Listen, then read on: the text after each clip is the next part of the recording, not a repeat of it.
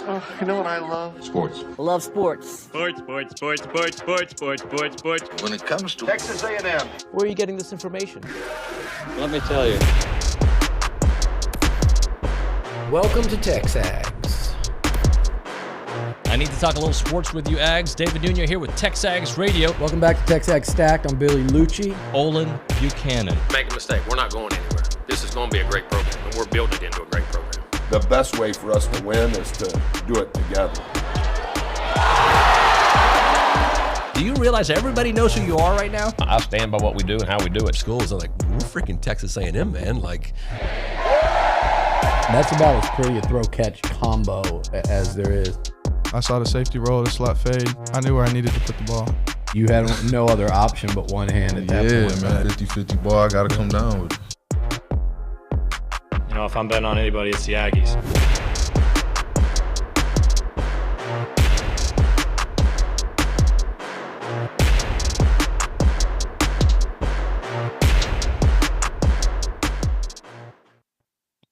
Miami, you have no idea what you have in store this weekend. Welcome into TexAgs Radio, presented by David Gardner's Jewelers here in the Rollo Insurance Studio in our hotel room in Brickell, Miami. Brickell's an area, OB. Yeah, it's kind of just a neighborhood kind of thing. Yeah, it's kind of like, I would say, Midtown Houston, Uptown Dallas, that kind of vibe out there.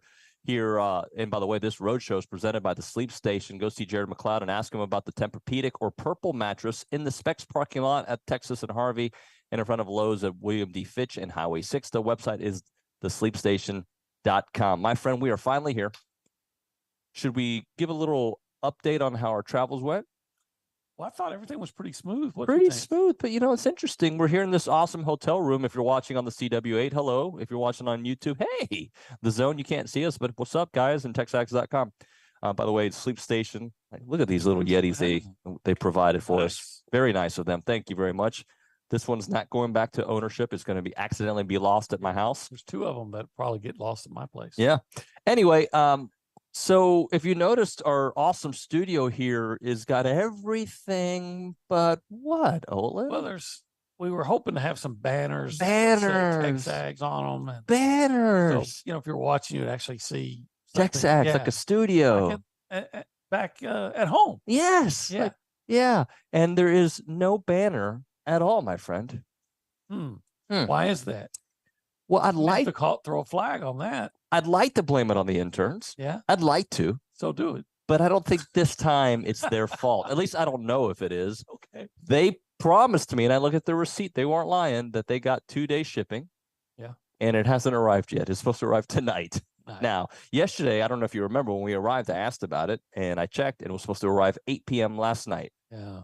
For some reason, it still hasn't arrived. So it's not on the interns. So thank you to those two that I won't say their name, Luke and Kate. I won't say it out loud. But thank you guys for getting it done. All right, OB, let's get into some players that we want to watch in this matchup, because on both sides of the ball, I think the A&M ones are pretty obvious. Like the first one I'm going to just throw out at you. You probably need your laptop, but the first one I want to throw out at you is obviously the quarterback, Connor Wigman. Yeah, got to look at Connor Wigman, especially the kind of game he had last week. But, you know, what's Connor as a collegian? 13 touchdown passes and no interceptions. Hopefully build on the touchdowns total and keep that interceptions total where it is. But he's been so good.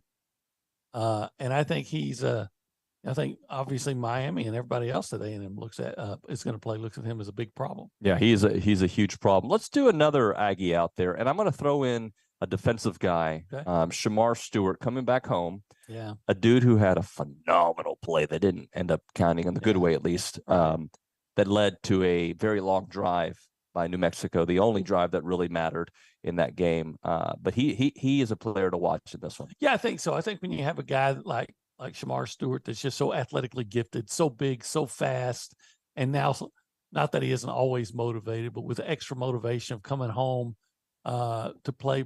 You know, he's from Miami, like you said, to play in front of friends and family, and play against some old friends. And he said that he caught a lot of flack when he decided to go to A&M instead of Miami, and so to answer all that, I think and then when you look at his matchup, probably they have the freshman, and Francis Muga, I don't know how to say his last name, but highly rated. I think he might have been the number one offensive tackle. He's still a freshman. I saw him struggle a little bit last week against Miami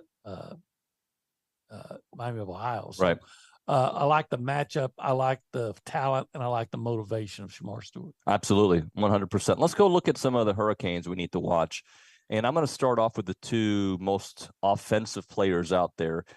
One guy that you were not very high on a year ago, and I've given you props on that because he did have a really rough year, but a guy that can sling it in Tyler Van Dyke. Yeah, I mean, good arm, all those things. What I thought about Tyler Van Dyke before this game last year is I'd say, look, everybody made a reaction to what he did in some games against some really, let's say, less than powerful pass teams with bad pass defenses. And I just thought that those numbers that he had posted, and I guess at the end of 2021, were I mean, without a doubt, he got it done against some bad competition. Skewed? Maybe a little inflated. Yeah, or what's the word I'm looking for? Inflated is fine, but I don't think you like it. Well, it was misleading. Misleading. Yeah, but I think of Nick Starkel. I'm Okay. not saying that Tyler Van Dyke is Nick Starkel, sure, but Nick Starkel had a really good arm, lit up New Mexico one game, lit up Wake Forest, which had one of the worst defenses in a bowl game. But when he played stronger competitions, he struggled. Sure. And I think that's what I saw last year with Tyler Van Dyke when they came and played A&M. Right. Let's move on to the running back, Henry Parrish, who we've seen before last year. Twice. Yeah, I was going to say with Ole Miss, we saw Ole Miss had a long run against the Aggies. And then we saw him last year for Miami. And then he's getting a lot of props out there for his 9 carries. What was it, over 104 yards? 90 yards. 90 yards. Okay. No, look, he's a guy. He's explosive. There's no doubt about that. He had great speed, probably more power than some think. And he's running behind what they say is a much more physical and improved offensive line. So I think for Miami, they feel like that they're going to be able to run. And I know just from reading and looking at some of the podcasts of the locals, yep, they're very confident in that offensive line and their ability to run. And so much of that is going to involve Henry Parrish. Yeah, absolutely. Let's talk some defenders if we can before we check in with Nick Savage. We're going to do a short segment here because Katie George, who's going to be running the sidelines for ABC's broadcast of Miami versus A&M, will be joining us at 8:15. So we want to make sure that we break on time and get her on the program. Which defender do you want to start off with? Cam Kitchens, who everybody knows? Yeah, I think you have to because he's an All-American. He's their best defensive player. 6 interceptions last year, 59 tackles, broke up 6 passes. Last year against A&M, he had 5 tackles. So he's an active guy, really good player, right in the middle of that defense. And then the defensive tackle there, Leonard Taylor III, a 5-star, who I would say numbers haven't been splashy, but he's a very noticeable player. Right. And interior linemen very rarely don't have big offensive line. Big statistics, but 6'3", 305-pounder, moves really well. Everybody in the country wanted him. Miami, of course, was excited to get him last year. 24 tackles, 3 sacks, 6 quarterback hurries, had 1 tackle for a 1-yard loss and a quarterback pressure last year against A&M. On the YouTube page, by the way, the Angry Elephant Youth and Social Center will be done from here, so I'll be doing most of the reading when I get a chance. But James Ellis asking if we're sharing a bed. Absolutely not. No, we have our own rooms and everything. Yeah, I mean, we don't even share a room. No, we used to at TexAgs before you got here. No, even when we got here. Oh, really? Yeah, but you were lucky. You got your own room. I always say I shared with Casey every time. Nobody wants to be around the snorer. Well, I didn't say it out loud, but I may have been thinking it. If you want to be a part of the conversation, you can do it by texting us at 979-693-1150. Text that line, or you actually, I don't know if we can accept calls, but so text us for sure. And also, thank you to all of our sponsors who've helped us get here. David Gardner's Jewelers, Rollo Insurance Studio, and of course, the warehouse at CC Creations, because it is the go hour. It is. Brought to you by the warehouse at CC Creations. Thank you very much. Notice I didn't even say CNC. I know. I was like waiting for it. I was like, wait, I'm not used to it. Let's check in right now with Nick Savage behind the glass, who's getting the show ready from College Station. Nick, good morning, buddy. Howdy, good morning, y'all. How was the travel? How are you? I'm good. I'm great. We do have Katie George in the waiting room already, so I don't know how quickly you want to hit a break here, but just quickly, a matchup that I'm looking for, David and OB, maybe y'all can get into a little bit later. Reminder, Evan Stewart and Noah Thomas didn't play last year versus Miami, so they're going to be seeing them for the first time. So I'll just be interested to see how exactly they plan on taking them away, or even if they can stop them at all. I think that's a great one right there, and I still believe, and we'll have to do it later on, bank on it. And I'm not saying I'm going to go this direction, but I think Anaya Smith is going to eat this weekend. Yeah, again, if I'm a defensive coordinator and I'm not following A&M all the time, I have to look at the last game and I go, okay, that Evan Stewart guy, I've got to deal with him. Right. And look, this Thomas guy, 6'6". Okay, what am I going to do with him? So I got to roll my coverage to really account for them, and that puts probably theoretically puts Anaya Smith one-on-one and against somebody, and I'll take Anaya one-on-one against anybody. OB, I got to tell you, I'm a little disappointed in Fargo's at the moment. Why? Because it's not here? Well, that's part of the reason, yes. But to be honest with you, we went to a nice little Cuban restaurant last night. We did. Right? I got a churrasco, as you did as well. Yeah. Say it for me. Churrasco. Yeah, exactly. And it was good. It was good. I told you, like, it was good. It was. It wasn't great. It was good. And you know why? Why? Because I get used to the meat at Fargo's. Like, it's like so darn good. You know, look. And this is true. I actually told him that last night. In Texas, we have great barbecue. At Fargo's, you have the greatest of the great. Yeah. So typically you go out of state and you're reminded of how well we eat, and especially if it's barbecue. If you want the best of that great barbecue, you know, it's not far. You just drive over to Bryan on Texas Avenue and go to Fargo. Well, and you know, we're close to the sea. Yes. And today at Fargo's, you can feel like you're in this. Well, you can, because you can get the 4 C's. God, tell me about those C's. Well, you can get some catfish. You can get some coleslaw. Yeah. Some corn. Yeah. Some crunchy hush puppies. One of Billy's favorite lines that I use is "Ay que rico." Can you drop it for me? Ay que rico. One more time. Ay que rico. There you go. It's Fargo's. They've been Ay que Fargo's. Ay que Fargo's. Why did I turn Russian on that one? I don't know. They've been around for 22 years, 1701 South Texas Avenue in Bryan, without a doubt the best barbecue in town. Because why? It's true. It's Fargo's. Go check it out.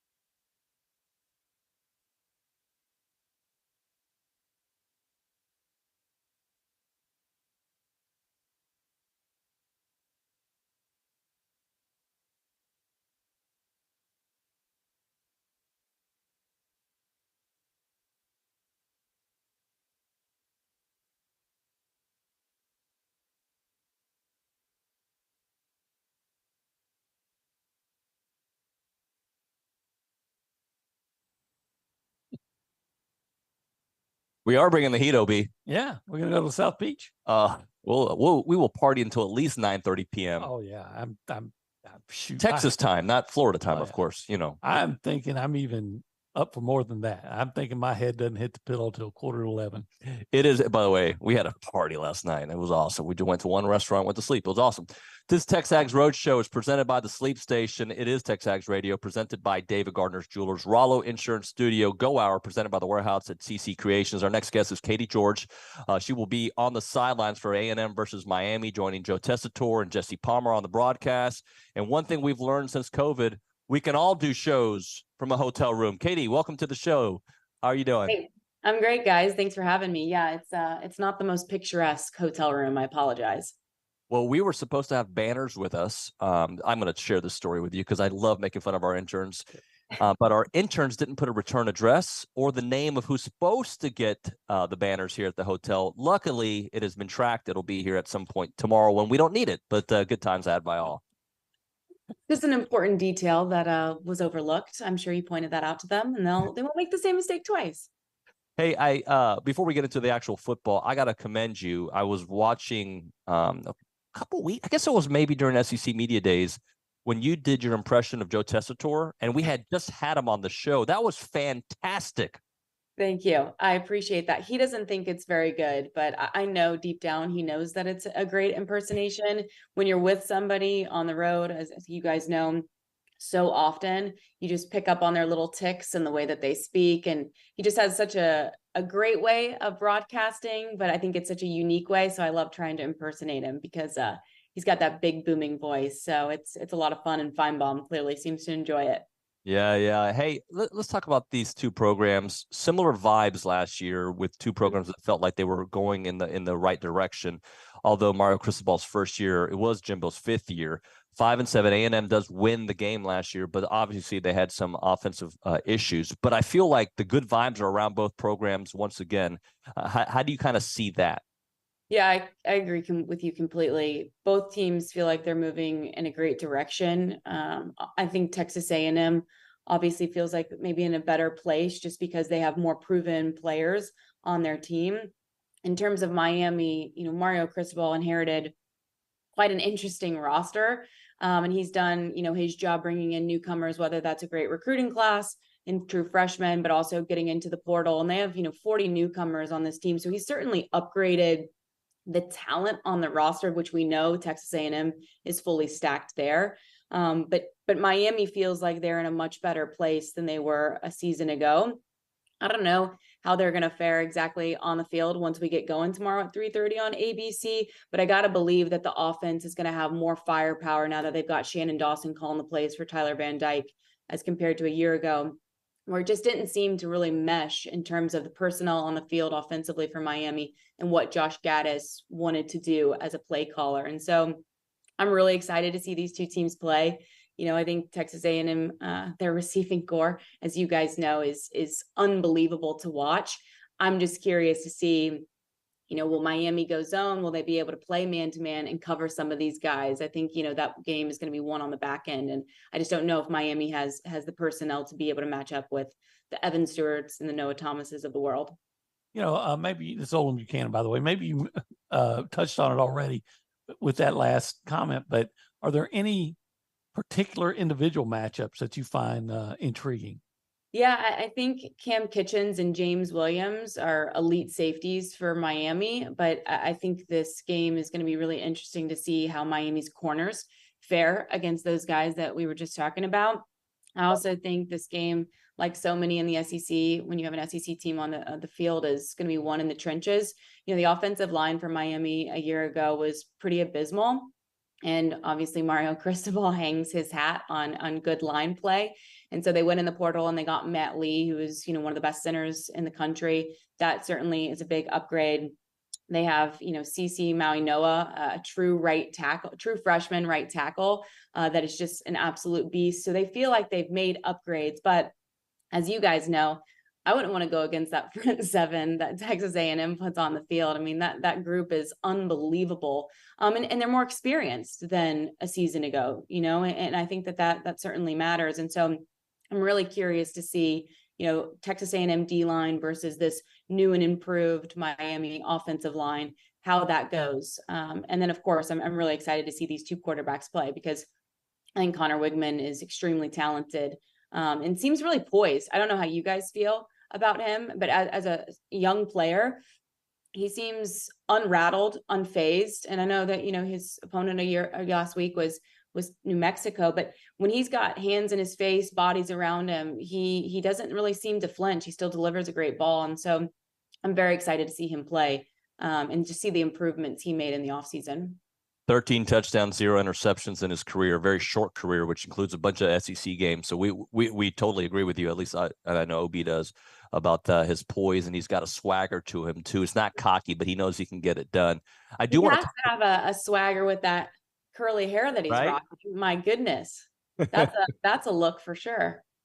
Hey, so we felt last year this team was an offense away from being a real contender, and that's why when the 5-7 jump to maybe a 10-win season isn't that far-fetched.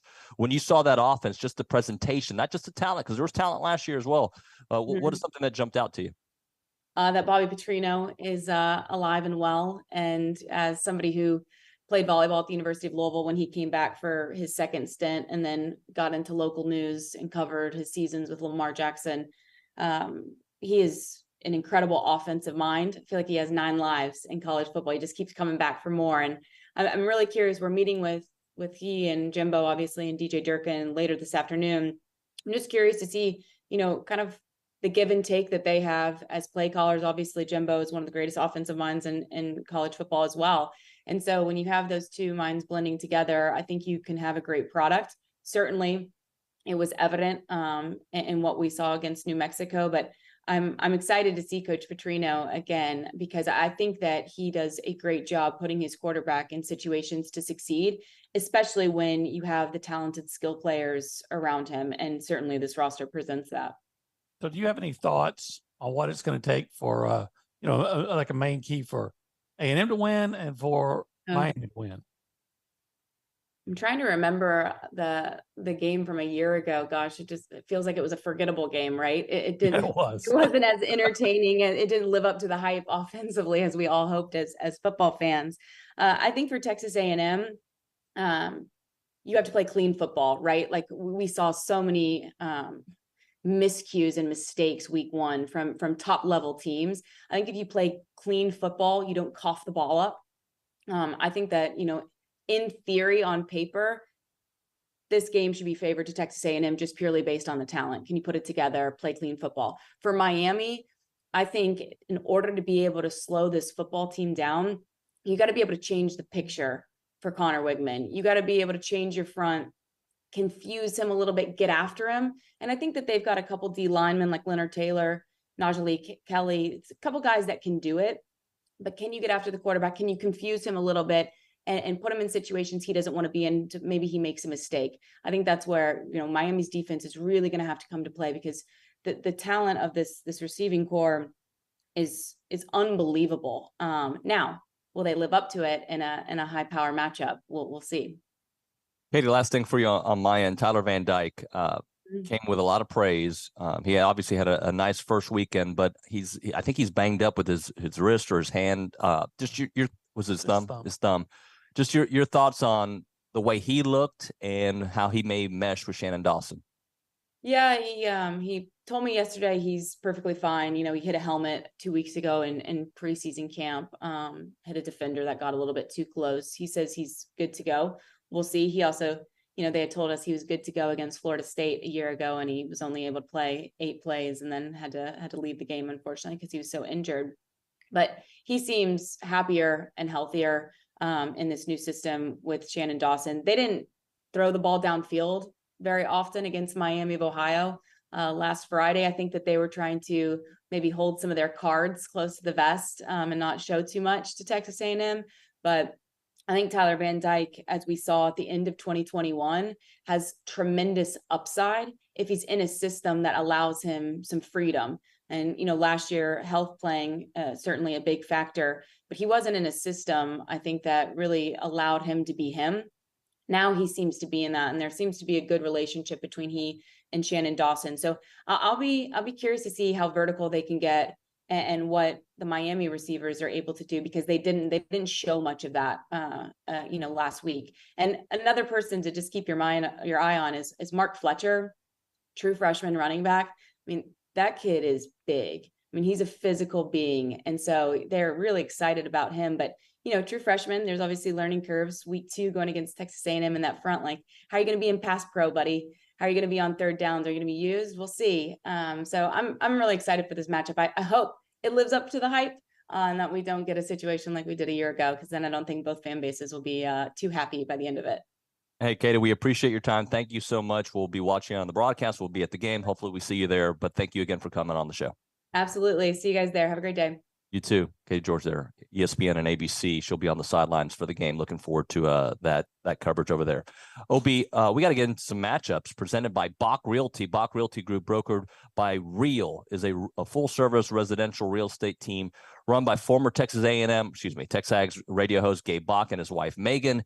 Gabe, and their team is ready to help you from luxury and new construction to farm and ranch, first-time home buyers, investment properties, and much, much more. Let Bach Realty Group be the Aggies you trust for all of your real estate needs. OB, let's get right into it, my friend. Let's talk about some of these matchups in this one, and I guess we can talk about the one that Katie talked about, the Texas A&M receivers versus the Miami secondary. Well, I think that's going to be the most intriguing one of the whole of the game. Evan Stewart, we've talked about it already in an 11-game career, 3 games over 100 yards and 8 catches. Big kid. Well, why am I bugging here? The big kid, 6'6", sophomore. I'm having Noah Thomas, goodness gracious, with 3 touchdown catches last week. The big kid. Number 3. I had a senior moment on a sophomore. So anyway, so you look at those 2 guys, and then you throw in Anais and Moose, and there's just, like she said, there's just so much talent, so much explosiveness that they demonstrated. Yeah, you can say, it was just New Mexico. Well, they demonstrated it with Moose and Evan last year, right, against LSU, for instance, and Ole Miss. So there's all that explosive element against a Miami team that has good, without a doubt, very good to elite corner safeties, right? But the corners can be suspect, and somebody's going to get single coverage. Can Connor find that guy in single coverage and get him the ball? We've seen him do it over and over again. Sure, we have. He's going to have to see it. You got to do it every week. But I really like A&M. I think A&M has an advantage in this matchup, as they will with the receivers in most games. All right, let's talk about Connor versus that Miami pass rush. Yeah, see, we just talked about it. Connor's very poised, but is he going to have adequate time? And I don't know, talk about 4 or 5 seconds where he's just sitting there and going back and forth through his progressions because he has so much time. But is he going to have adequate time to find the open guy? Or to choose which open guy, or maybe there's more than one, but you're going to have to give him adequate protection, and Miami knows what he's capable of. Sure. So I think you're going to see a lot of blitzes come from Miami from a lot of places, because they understand. I'm sure that I know their coaches aren't telling their players this, but they understand that A&M's receivers have that advantage. So to compensate, they're going to have to get a pass rush. And if they don't, it's a big problem. Obi, where I'm extremely, I don't know if excited is the right way to phrase it, but what I saw last week, and again, I know it's a different caliber of opponent, but what I saw last week was a quarterback that on a couple different occasions had some dudes in his face, and it was like it slowed down for him. He didn't force a throw quickly. He waited for the right throw, put his arm in the right position to make it, and was just so calm under duress. And that wasn't a one-time thing, because we saw it against LSU. Remember his first touchdown pass to Donovan Green last year. So I think that's just his personality. Yep. The Miami running game versus the Texas A&M run defense, and that is huge, man. Because I think Miami feels like they have to run the football, and I think so too. I think if they're going to have success, they're going to have to consistently run the football, like like the young lady was just talking about. They've upgraded their offensive line. They got the center in from Central Florida. Javion Cohen transferred from Alabama. They got the big freshman. You know what A&M has that they didn't have last year? What's that? If my memory serves, and correct me if I'm wrong, McKinley Jackson. I don't think they had him there. Yeah, played against the and a more experienced Walter Nolan too, and a more experienced Walter Nolan, and more experienced Edgerrin Cooper and Tarian York coming in and doing a good job at linebacker, and more experienced Shamar Stewart and Fidel Diggs, all these things. So yes, A&M was porous against the run last year, and that's what everybody's going to look at until A&M can prove that they're good against the run against a good team. Let's try to quickly get through these last couple. Miami's pass protection versus the A&M pass rush. I'm asking for some sacks, baby. I want to see us eat there. I talked about Anias eating. I want to see some sacks. Yeah. It may be difficult because Miami was releasing the ball quickly last week. Van Dyke, he's pretty a stationary guy. He's not somebody you really have to worry about him scrambling on you. So you know where the target is. I really like the matchup we talked about a little bit earlier between the freshman right tackle, and that could be Fidel Diggs. That could be Shamar Stewart. Could be a lot of guys. That could be a lot of guys. So I really like that matchup.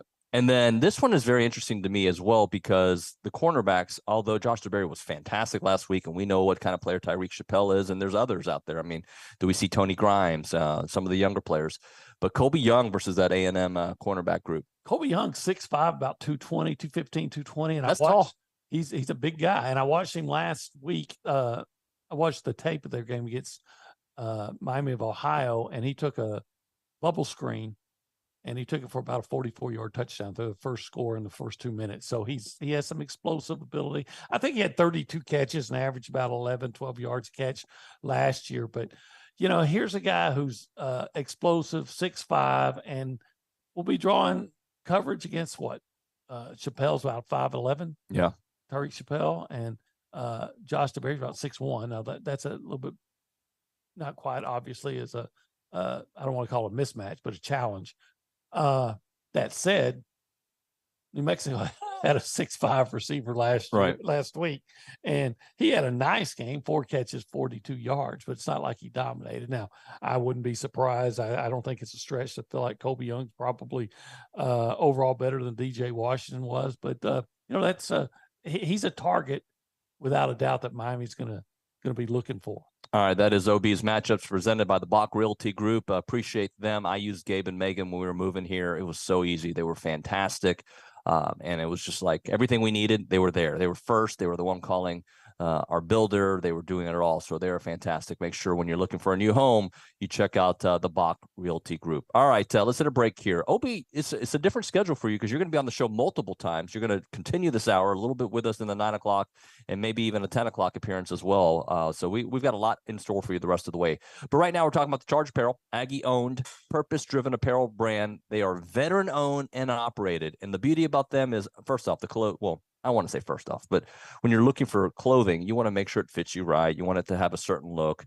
And they make those polos and tees right here in the United States, and they are such great fabric, guys. The premier fabric suppliers used by the likes of Lululemon and other elite brands. They are slightly tailored fit throughout the chest and the arms, designed to make you look and feel your absolute best. They're Texas-based, and they may live in Austin, but they're Aggie guys, and I'll tell you their story.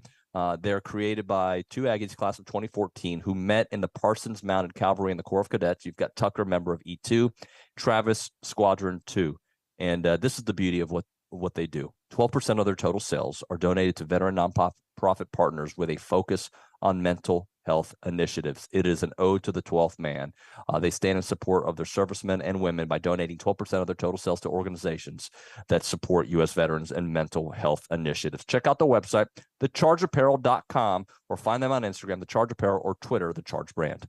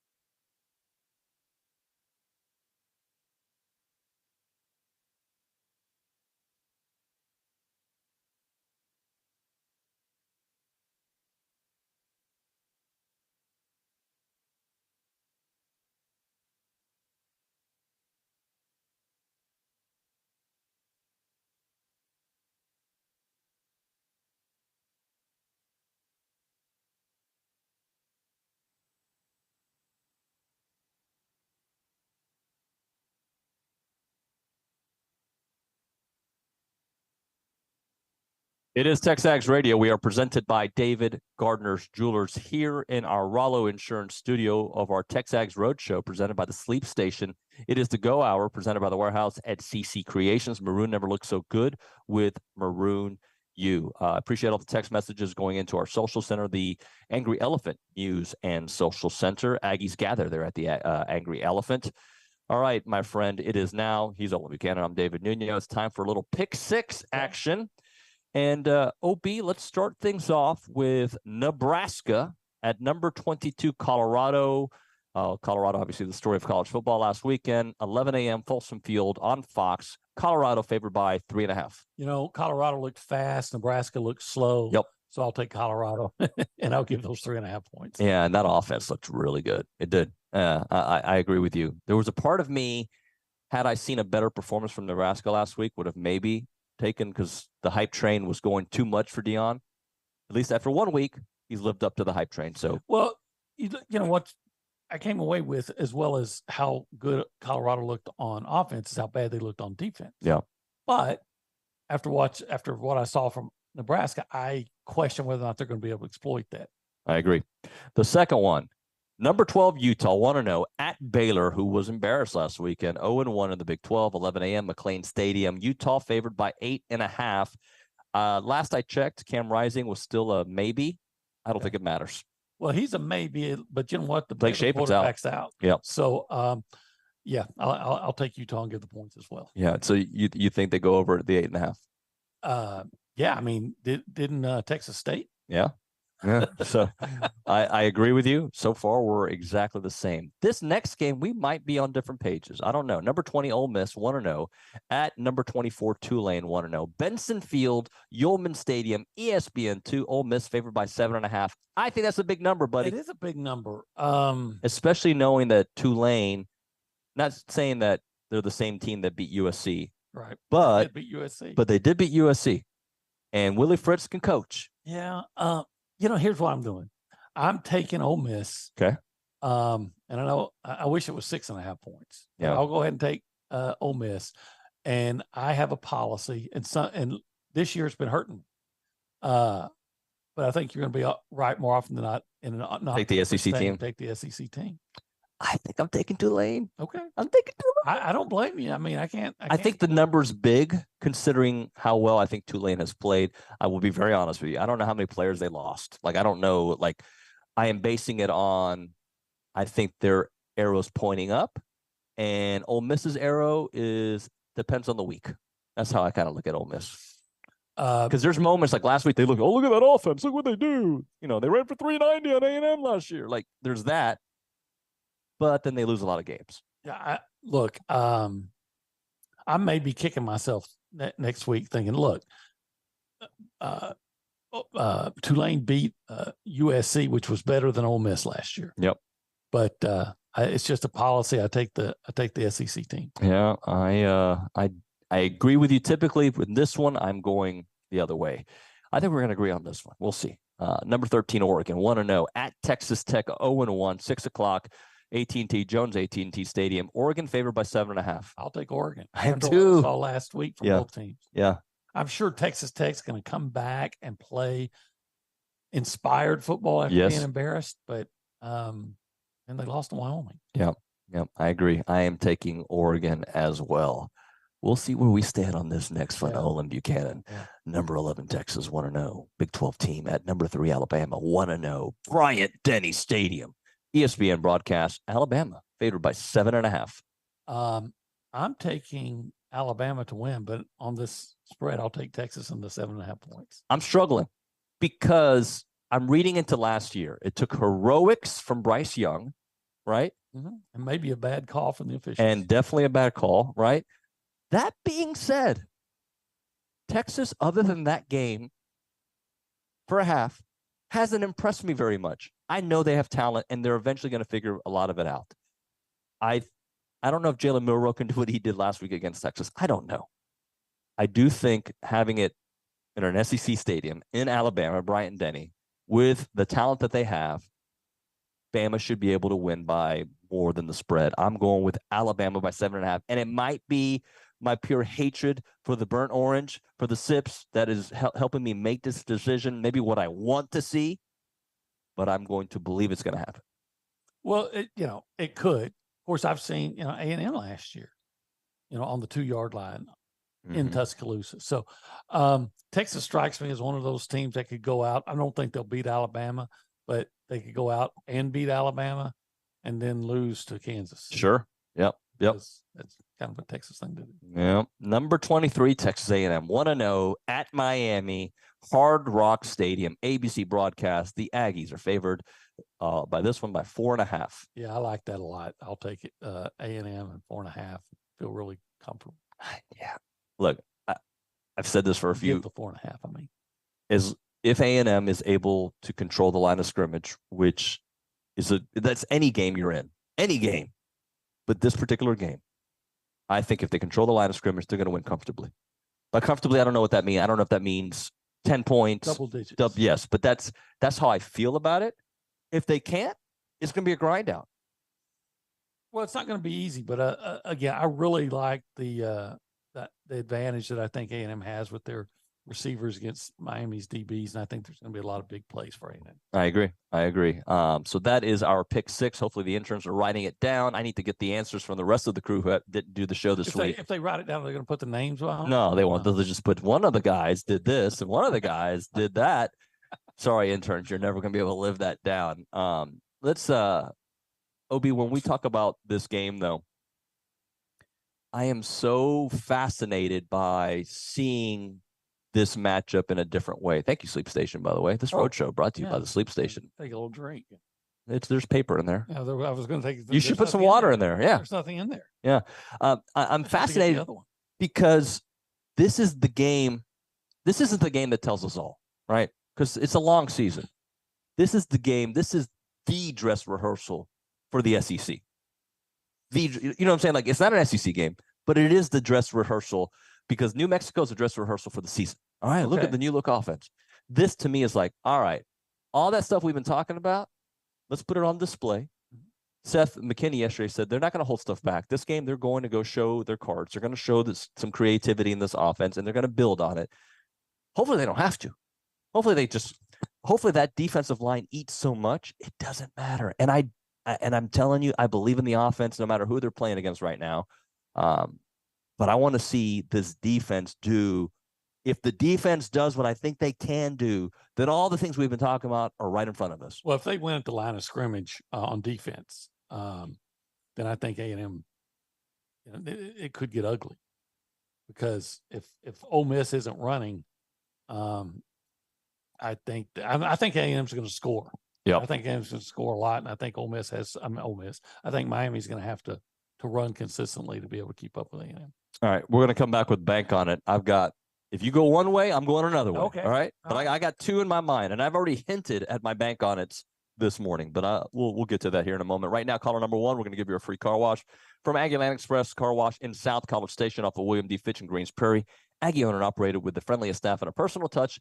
They offer a monthly membership. We'll give the first caller a free car wash right now from Aggie Land Express in South College Station. 979-693-1150.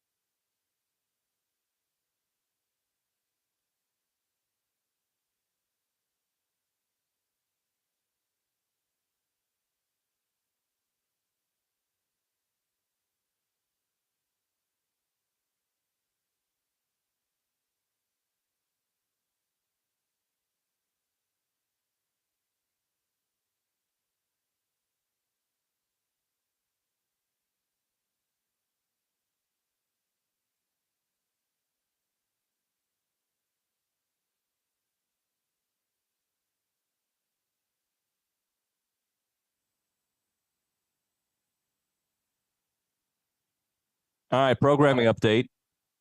Randall Hill moving to 9:35 on the program, former Miami Hurricane great. He's still a great, I guess. Won a couple national championships. Also a special agent. Yeah. Who will arrest you.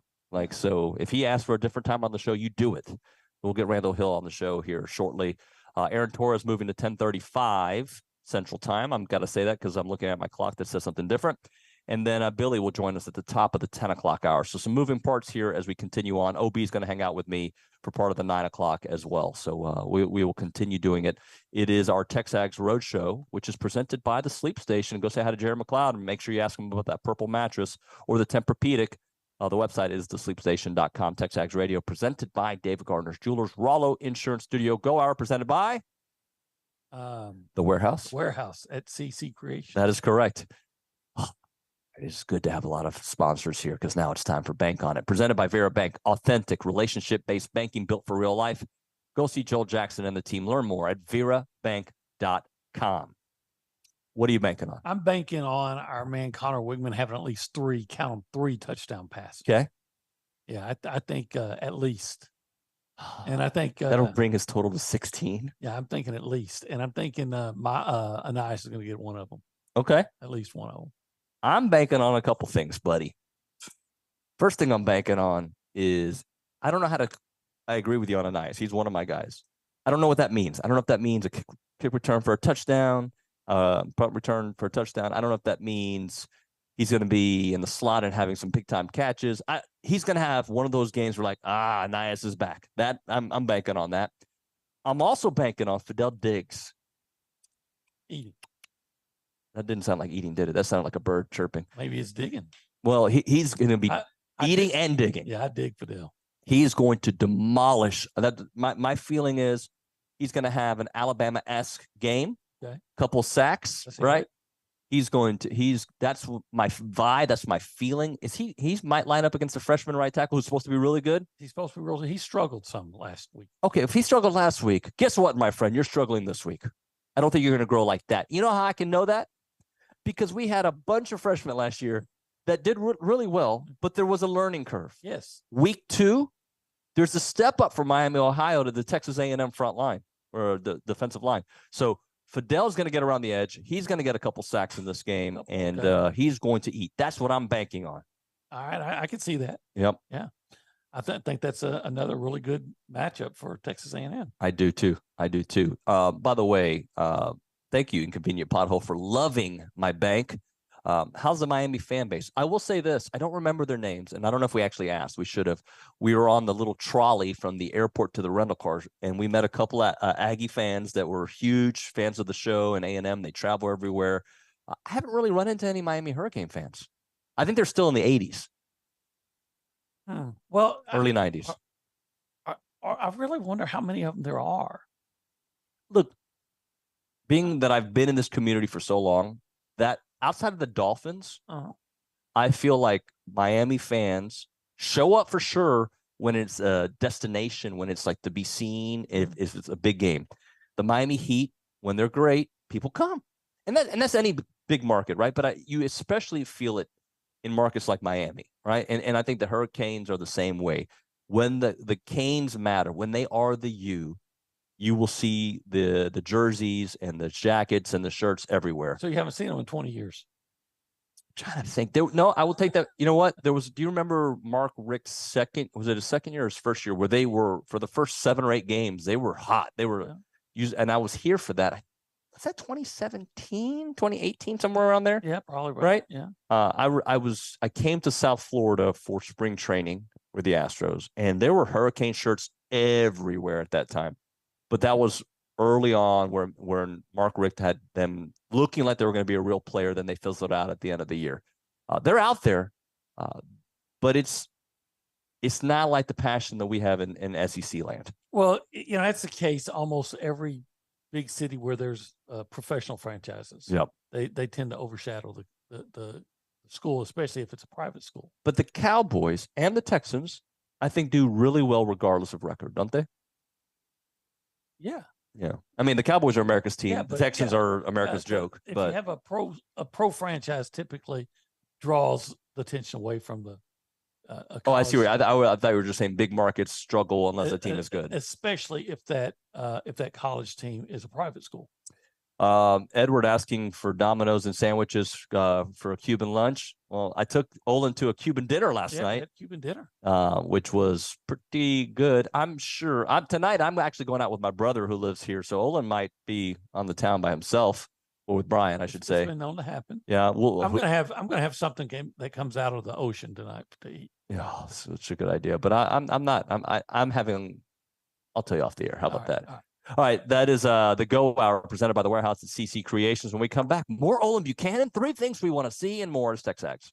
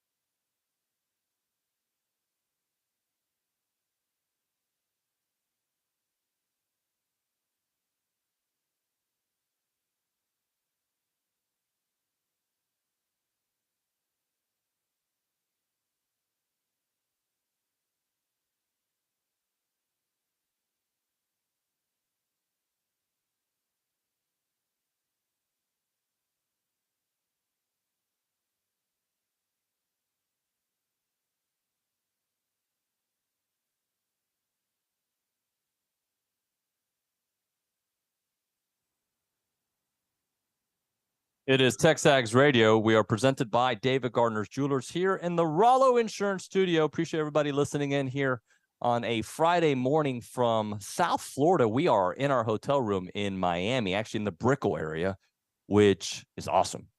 Yeah, it is really nice.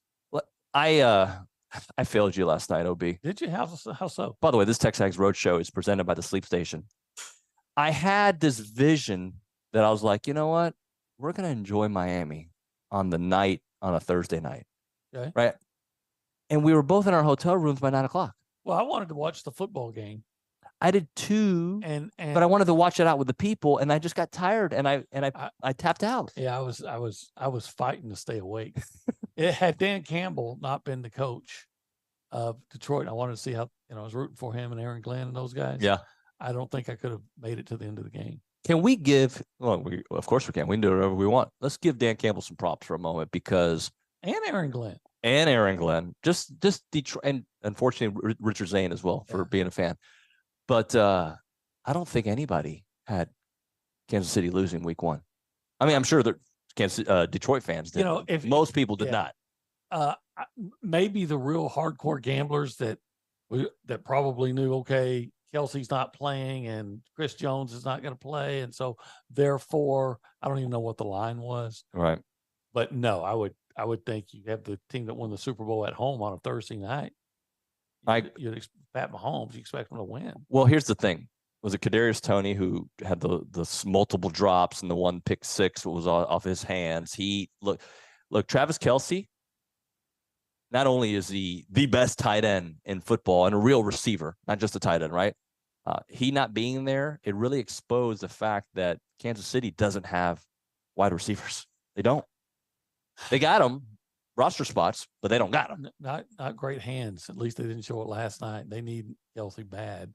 I told them they should have drafted Devon A-Chain, but no one would listen. They laughed at me. Well, makes me a Dolphins fan this year because and I guess a Jags fan because Antonio. There's a lot of in San Diego Chargers because Isaiah. There's a lot of Aggies around. But congratulations to Dan Campbell for that big victory. Just continuing on what he has started. It's amazing. It's amazing what he's been able to do in Detroit and take that moribund franchise and have them really trending in the right direction. Not even trending. They're there. Yeah. They are there. If you want to be a part of the conversation this morning, you can text us 979-693-1150. The Angry Elephant does sponsor our news and social center. I'll read some text messages and we'll try to get to some of the stuff on the YouTube page and TexAgs.com. We've got one from, let's see, Katie George. This one's not from Katie George. PG Ag and King Oak says, wow, Katie has done her homework. Impressive interview.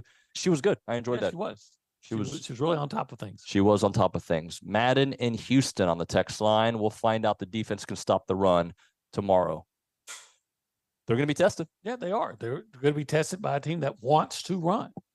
And that feels like they're going to be really good at it. Yep. So if I think we can come out of that game feeling one way or another, maybe feeling a lot better about the run defense, maybe scratching our head thinking, okay, they got to go back to the drawing board. We'll see. I think they're going to do okay. I think they're going to hold up against the run. Look, good teams sometimes give up runs, right? Like, I mean, Ole Miss was able to run on everybody. Yeah, right? They're going to have their plays. So, but how often does it set up a second and short? How often does a 3rd and 3 become a 10-yard game for a first down? I want to see a defense that wins those third downs, forces some 3-and-out. We need to see more forcing of 3-and-outs. We saw it last week a few times. But yeah, absolutely. They're going to be able to run a little bit, but I want to see how much improvement. Because last week, other than a drive, I know that the first drive that New Mexico was able to move the ball with those quick passes. And okay. But after a while, that stops working. Yeah. Again, I everything I've heard and read from the Miami camp, Miami fans, Miami media, it just feels like the key for them is to be able to run the football, and right. they're confident that they're going to be able to. So we'll see. Durham Doc says this morning 2-mile jog. And TexAgs from Margaritaville, North Hollywood Beach beat the hell out of Miami. And he takes a picture from that area. Very nice, Durham. Appreciate you. Chris, wife and I are headed to Miami to celebrate 10 years of marriage. And yes, we had a fall wedding. We're one of those couples and going to the game. So Ags win by 10. I also had a fall wedding, and I'm sure I upset many of my people. We got married September 6, 2003. So 20 years this year, just a couple of days ago, we celebrated. And that's when I was working at the Dallas Mavericks. So my window was a little bit different, like when I had availability to do things. So That was a long time ago. Cuervo Ag says prediction for A&M versus Miami. Niles will be in the running backfield for added pass pro and to put pressure on the UM defense with versatility. 100%. I agree with that. And also for his ability just to confuse the Miami defense. You had split them out, come back. What do we do? What do we do? I like that. You should be the Miami defensive coordinator. What do we do? I didn't think I could make you laugh like that. That was great. Pretty good. Gabe, I don't have a score prediction for you. But no, sorry. There's somebody on the YouTube page just throwing some nonsense out there. Must be a Miami or Tennessee fan or something. Okay. So we can ban them. Well, why no big Tennessee? deal. Well, I'll tell you at the break. Oh, okay. I don't want to give it any. But by the way, if you are Thanks watching, thank you. Yeah. Can you like, comment, subscribe? But really, we are growing our YouTube page. I had asked, and I knew it was a big ask, to get us to 11,000 by Friday. You've got a big ask. Thank you very much. We are at 10.6 thousand. People say I'm a big ask. Well, but we're up to 10,000. No, 10.6. We're up to 10.6. Yeah, and I asked for 11,000 this week, so we're a little short of the goal. But I knew it was a lofty goal. Can we get 400 people to sign up today? Today, I think we could. I mean, we've done it. Yeah. Can we do it today? How many Aggies are there out there? There's billions. There's like that's probably more than there's 72,000 just on campus right now. So if you are listening to this show, I'm sorry for asking so much, but we're trying to grow those numbers, baby. Well, we ask for so little. We do, and we give so much. Yes, we are a content juggernaut. We are. We're just bam content, bam content, bam content. Ready? Bam content. I want to have more excitement this time. Content like Emeril Lagasse. Is that a food guy? Yeah. Okay. He's always put something in and say bam. Is that the one who says that? Yeah. Okay. I don't really watch food. I don't watch food shows. I do. I like food. Yeah. I like the food. I don't want to watch it. I like. Oh, look, souffle. Cool. Whatever, bro. Now I know how to cook it. I just go to Google. Anytime I'm cooking anything, Google. There's that too. All right. 3 things we want to see, OB. Mine are different than I had last week. I don't even remember what I had last week, but I just know they feel different. So you give me you want me to go first or you got yours ready? I'm ready. All right, let's go. Okay. I want to see good pass protection. Oh yeah, baby. Just give me some good pass protection. I think good things will happen. I agree. Just take care of the ball. I want to see A&M get through a clean game where they continue to take care of the ball, don't have turnovers. Right. Because I don't think you can lose this game unless you give it away. Okay. And I want to see, I want to see sacks and a lot of them. Yeah. I want a lot of sacks. You know what? I want Tyler Van Dyke to be a hurried cane.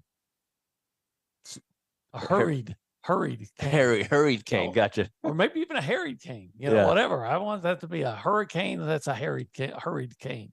I want there to be pressure on him where if he's not getting sacked, he's got to throw the ball sooner than he wants to because he's constantly under pressure. I like the way you think. That's 2. Give me one more. I thought I gave you 3. Is that 3? I said protect the quarterback, no turnovers. Oh yeah, you did say 3. You did say 3. Rush that passer. Let's see how close mine is to yours, OB. The first one I want to see, stop the run. Stop it. Look, they might get some yards, all right? But keep them. What would be a team total you'd like to see them under? 150. 150. If they keep them under 150 yards, they win? Yes. Okay. If Miami rushes for 200 yards. Then you're seeing that, okay, they've had a lot of rushing success. Yep. I'd like to see that number closer to 130. I'd like to see it at 5. But, like realistic, keep it to the 120, 130. So stop the run. And also stopping the run to me.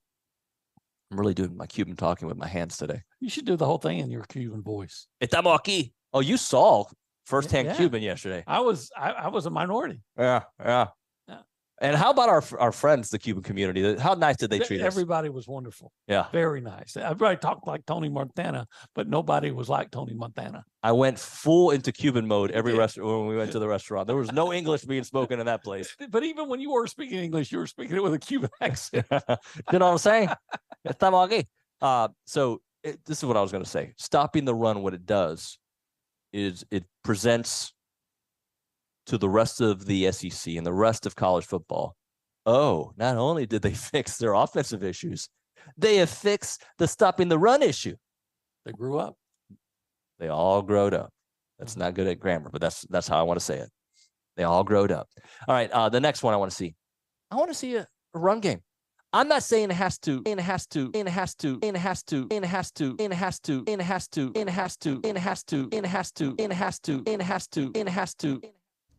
And it sounds like we're having a little technical difficulties there with David and OB as they are, looks like they're, disconnected. So we'll keep it right here. Actually, we'll probably take a break and hopefully get them connected on the other side as OB and David will continue their dialogue as A&M and Miami will kick it off here in a little over 24 hours. So keep it right here on The Zone. You're listening to TexAgs Radio presented by David Gardner's Jewelers.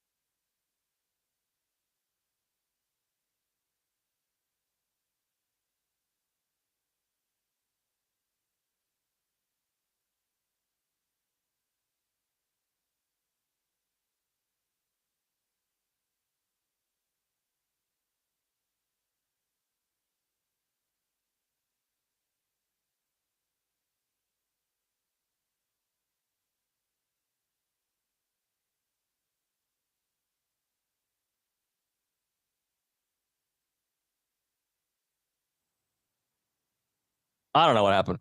We were doing a radio show for like 12 minutes, and Nick's like, "You haven't been on. You're not even there." Hi, Ola. Hey. We're doing radio. So we were talking to nobody? I think it was just for a minute. It is TexAgs Radio. We are presented by David Gardner's Jewelers, Rollo Insurance Studio of our hotel room in Brickell. I should say, Miami downtown-ish, right? Yeah, it's like if in Austin they have Hyde Park, right? You have different neighborhoods, and this is one of the neighborhoods. Brickell, very trendy area. This TexAgs Roadshow presented by the Sleep Station. Go see Jared McLeod and ask about the Tempur-Pedic mattress or the Purple mattress in the Specs parking lot at Texas and Harvey and in front of Lowe's at William D. Fitch and Highway 6. Website, thesleepstation.com. TexAgsRadio.com. I believe I was midway through my 3 things that I wanted to see in this game, Olin. And the first one was stopping the run. Yep. Right? Yep. Which I think is hello, everybody. You thought the offense was the only thing we fixed? Here's the run game. Or stopping the run. The next one was establishing the run. Something A&M has always been able to do under Jimbo Fisher is somebody emerge as a guy or a group of guys that can carry the load. I hope we see somebody this weekend. Amari Daniels. It might be Amari. Back from to Miami. Why not? Right? Like, why? And he's the most tenured, right? So, and then the last one I want to see, and it goes back to my bank on it. I want to see sacks, right? Sacks. I want to see an A&M team that really puts pressure on Tyler Van Dyke. If his thumb is really bothering him, as you know, I know he told Katie George he's great. Of course he's going to say that, right? And maybe he is great, but I want him to fear. I want him to flinch. I want him to feel like David Carr in 2002. Oh gosh, that was assault. That's what I want. Want to hear footsteps even when they're not there. Yes, seriously, that's what I want. Yeah. I want this defense to do that to quarterbacks the rest of the way, where they put on the film like, dude, how are we going to block those guys? Because in my mind, I'm going to continue to say it. We had this vision for these 5 and 4 stars, right? We had this vision that this is a Georgia defense setting up. Well, now it starts. This is your weekend to show we're trending in that direction, or that we're there, And then it goes back to something that Billy said a while ago, and he said it about the offense, but the whole thing. What if that offense really is that good? We saw it against New Mexico. What if that offense against Miami and the rest of the way really is an offense that's scoring 38 to 40 points a game? Okay. What if? Yeah, I hear you. And what if this defense full of 5 stars starts getting sacks and stopping the run? Forcing turnovers. What if? Now, you can say that about it. You can what if HCU. You can what if anybody, right? Like you can, but I'm saying here's a realistic what if with the talent that they have acquired. Yes. And again, not only talented, but now experienced and grown. So what if they do that? What if this game against Miami, all the things that we have been talking about, like, because we were doing a show, not a year ago now, but close to now. We're like, if they had an offense, if they could stop the run. Well, as I've said many times, Jimbo looked in the mirror, made some necessary changes. We saw a lot of 4-man front last week from the A&M defense. They got to put some pressure on the QB.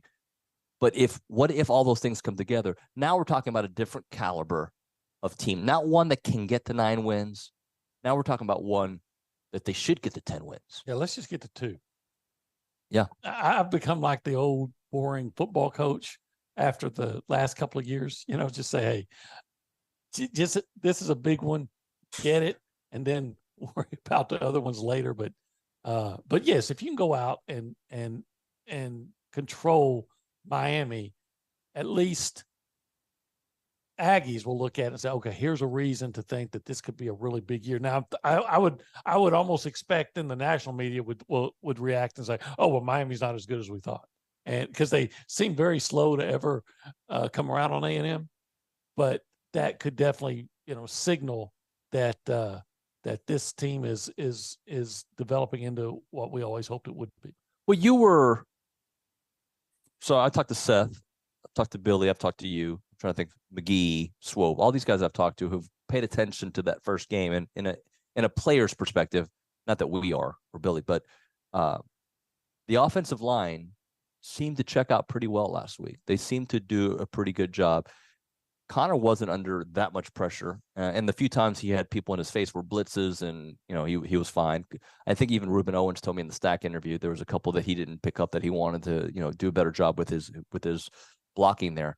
All that being said, the offensive line is another key component to this entire conversation we're having. Absolutely, it's maybe the number one key for A&M success, because you feel like you know what you've got with Connor. You feel like you know what you've got with the receivers. We're talking offense here. And the running backs, you don't really know what you have, but you have potential. What you've seen the offensive line struggle, right? So if it comes around, and again, I'm just saying, just be competent. and A&M could be dangerous. What if they're good in the offensive line? What if they prove to be good? What if they make that same leap that they did from 2019 to 2020 in the offensive line? They have that similar leap from last year to this year.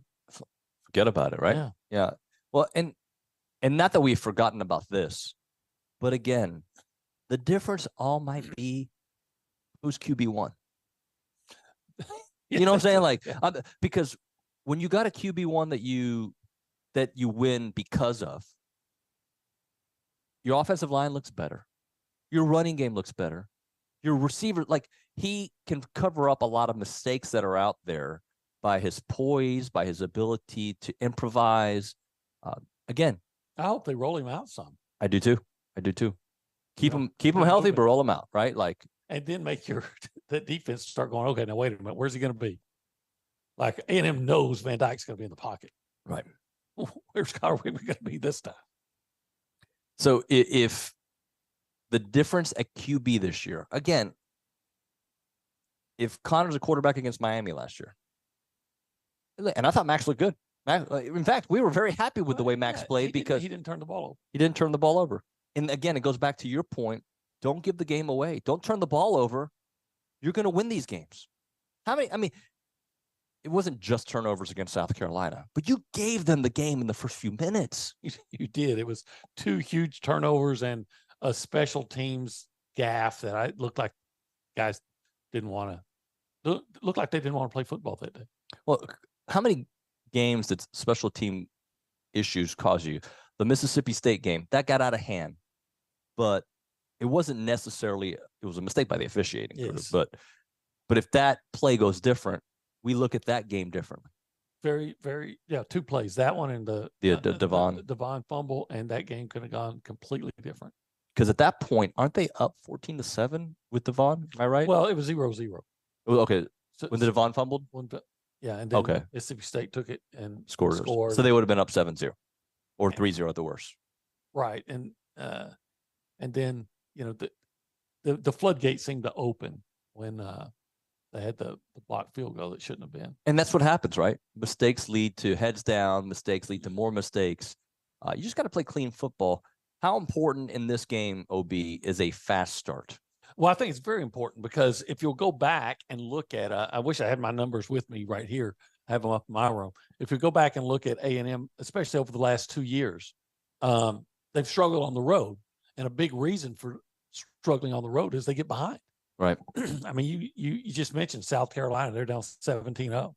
Now they came back and beat Arkansas, but that wasn't a true road game. But that was away from. They were 14. They're down 14-0. They got down on the 10-0, I think, to Auburn. I mean, you can just go back and back, except for the Missouri game a couple years ago. They got off to a fast start, but other than that, they've struggled to get started on the road. Yeah. So, I mean, let's not forget, it's been forever since they've won on the road. In a true road game. Now, I guess this counts as a true road game because this is Miami's home stadium. That's Hard Rock Stadium is their stadium. Yeah. The last time they won a true road game was against Missouri. 2021. Right after the Alabama game. Right after the Alabama. How long ago was that? It's crazy to think it that way. Zach Calzado was your quarterback. Because after that, you lost to Ole Miss. You got down 15-0. Yep. And then you lost to LSU. LSU got down, I think, 10-0. And then you started, last year. You fell behind Mississippi State. Mississippi State. You fell behind Arkansas. You ended up winning, but took a magical play to get that game back.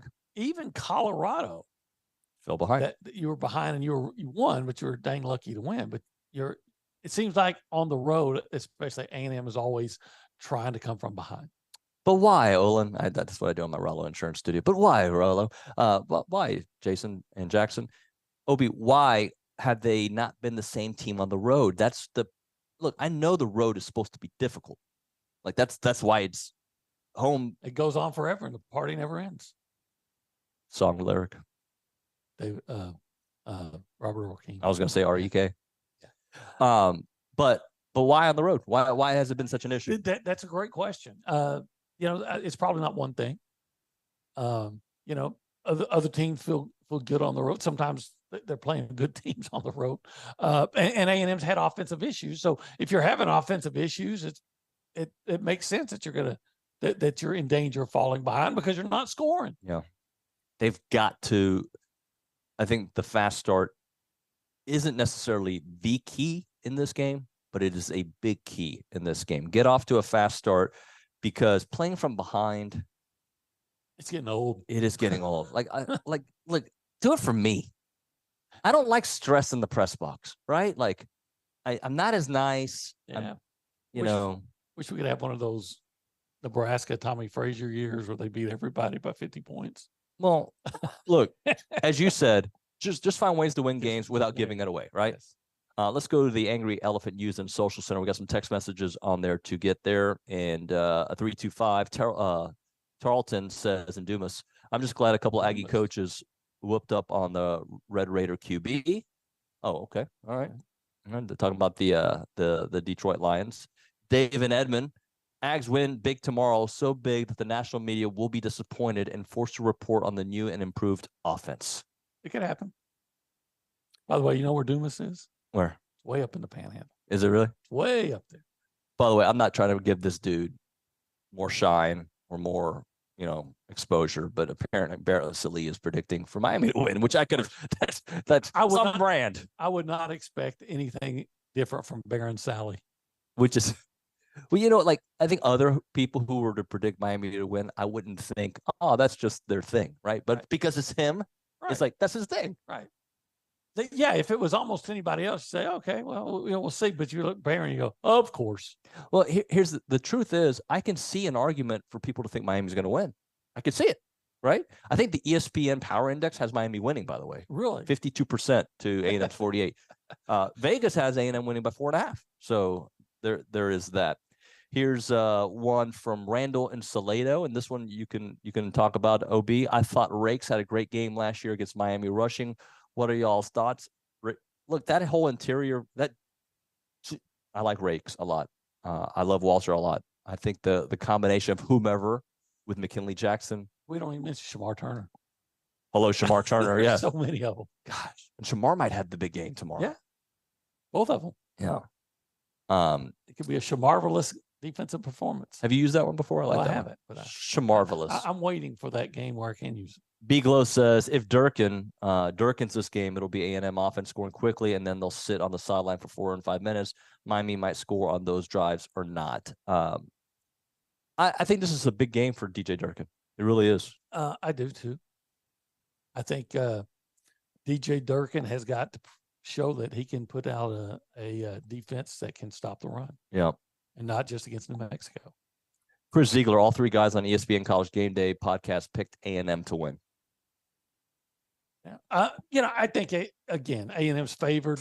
But you can say, well, they're on the road and they still haven't proved they can really stop the run and all those things. And look, but I can come right back and say, well, it was 16-3 over Miami of Ohio at halftime last week for Miami. And they were lucky that it was that. So you can find, if you want to, you can poke holes in just about any team if you want to. And Baron Sally always wants to when it comes to A&M. OB, we're going to take in some requests or suggestions for where we should do our game preview from. Okay. I'm going to go ahead and tell you, I think I know where it's going to be, no matter what these people say. Okay. And I love these people, but I think it's going to be a beach environment. All right. But should it be Brickell, where all the people who like to be seen or walking, kind of like a New York feel? I think, didn't we do one? I did it with Logan when we went to the NIT, and Logan and I did it in the middle. It was close to Times. I don't know. I think it was close to Times Square. It was close to Madison Square Garden. And there were people everywhere. So there's an area here where the people who want to be seen can be seen, right? There's a lot of those. Do we do it by a beach? Do we do it at a Cuban restaurant with some pastelito de guayaba in the background, which you had your first one yesterday? You had a what? A pastelito de guayaba. What is that? That's the little pastry I got you. Listen, I don't mean to interrupt, but Federico Palomo wants you to say this in your Cuban, in Spanish, in your Cuban accent. Lo que gran equipo tienen. But I said that more not very Cuban. No que gran equipo tienen. Which is? They don't have a big team. They don't have it.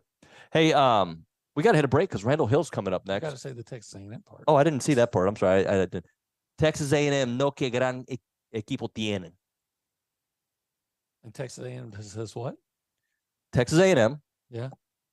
They've got a big team. Oh, okay. They got a big team. All right. Let's do this. Let's hit a break. We will come back. You'll be doing your thing, whatever the OB thing is. I'll be talking to the Randall. Yeah, I'm going to go up and write the advance for the game. And then we'll go take some suggestions there for where we're going to do our video, which I think should be the beach in tank top and a thong, but I don't know if we'll do that. What we should have done is we should have got the old Miami Vice costumes. Somebody sent a text with a picture of that, and we should have done that. Yeah, we should. We still have time to go shopping. All right, we're talking Caprock for highly personalized emergency care. Did you know that if you go to a Caprock hospital, their patients benefit from a very unique one-on-one experience? And should your stay require you to be there a little bit longer than you want, they will manage every element of your visit. A very low patient to doctor-nurse ratio, which means their medical team gets to know you and your individual needs. And their place is a great place to go. Their hotel quality rooms are so nice. So when you're there, you're feeling almost at home, but you want to get home. And that's their sole purpose, is to make you feel better and get you home. They want to put the patient first in every decision that they make. They're 100% locally owned and operated. And they do it so well. 2 state-of-the-art convenient locations designed for patient healing and family friendliness. You got Caprock Hospital in Bryan and Caprock 24-hour emergency center in College Station. Both have 0 wait times for emergency care, so you'll never have to sit in a crowded waiting room. The hospital and 24-hour ER maintain a clean and sterile, safe environment. Go check them out. Caprock Hospital in Bryan and Caprock 24-hour emergency center in College Station.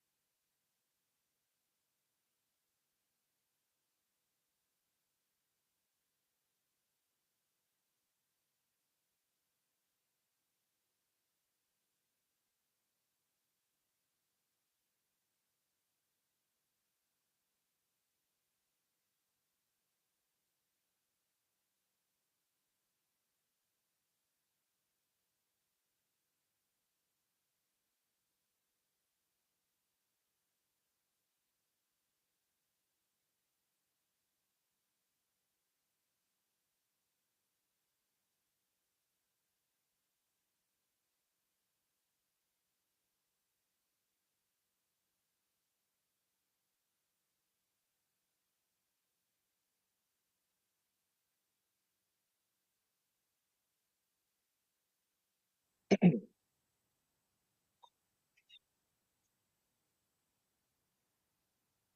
already know this next interview is going to be good. I like the vibe already. It's TexAgs Radio, presented by David Gardner's Jewelers here in the Rollo Insurance Studio of our hotel room in Miami, Florida, hanging out in the Brickell area. This TexAgs Roadshow is presented by the Sleep Station. Go see Jared McLeod and ask about the Tempur-Pedic or Purple mattress out there.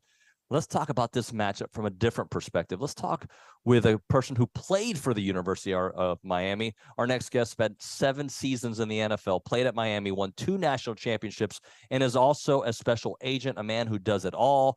For the last few years, he's also been a football analyst for BN Sports. Our guest is Randall the Thrill Hill. Randall, good morning. How are you, buddy?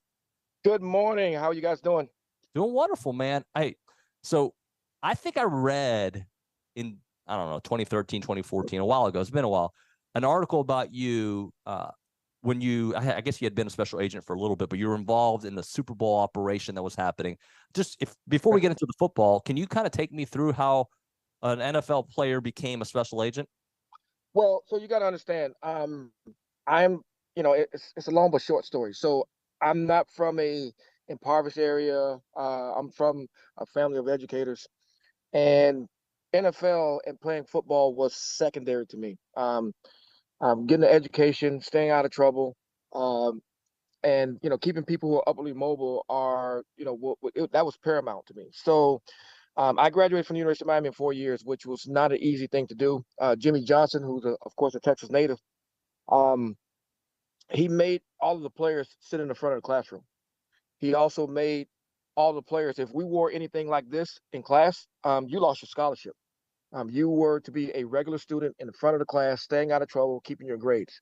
And he would take scholarships every year from individuals who did not do that. So I went on, of course, played in the NFL, graduated 2 national championships, but I wanted to do more in the community. And I wanted young adults, tomorrow's leaders, to see that there's more to sports than just playing football. So I took what I had learned, the determination, the drive, the motivation, working together as a team. And I went into law enforcement. I actually became a police first. I learned how to work the streets. And then from there, I put in and applied to become a federal agent. I applied to every federal law enforcement agency in the government. And the first one that came knocking on my door was U.S. Customs. So U.S. Customs is the very first federal law enforcement agency in the government, started in 1789. All others came later on. And I've been having fun ever since. I've traveled the world. You guys just happened to catch me while I was in South Florida. I've had cases that have been briefed to the highest reaches of the government, and that's all I can say.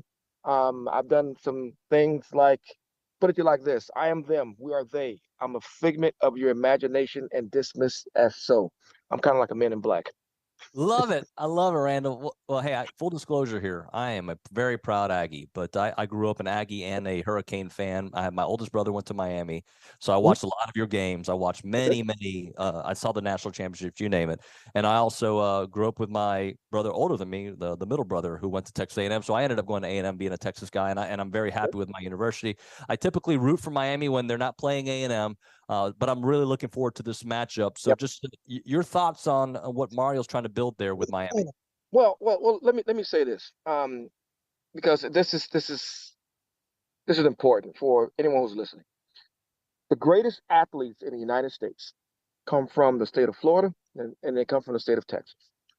I think the difference between Texas and Florida is Florida is still a little bit more raw. Texas is a little bit more organized. I mean, Texas high school stadiums are bigger than some college stadiums. I think it's a little bit more organized in Texas. With that being said, when I was at the University of Miami, we won national championships because of 2 elements, because of Florida and Texas. What do I mean by that? We had a group of individuals that Jimmy Johnson recruited out of the state of Texas. And then there was a group of individuals that played at the University of Miami that were from the state of Florida. And we basically ran the team. We had a lot of fun. We worked well together. We learned a lot from each other about the different cultures. But when you talk about Texas Aggies, UT, and I'm sure I shouldn't say that too loud on this network, but it is it is a mainstay.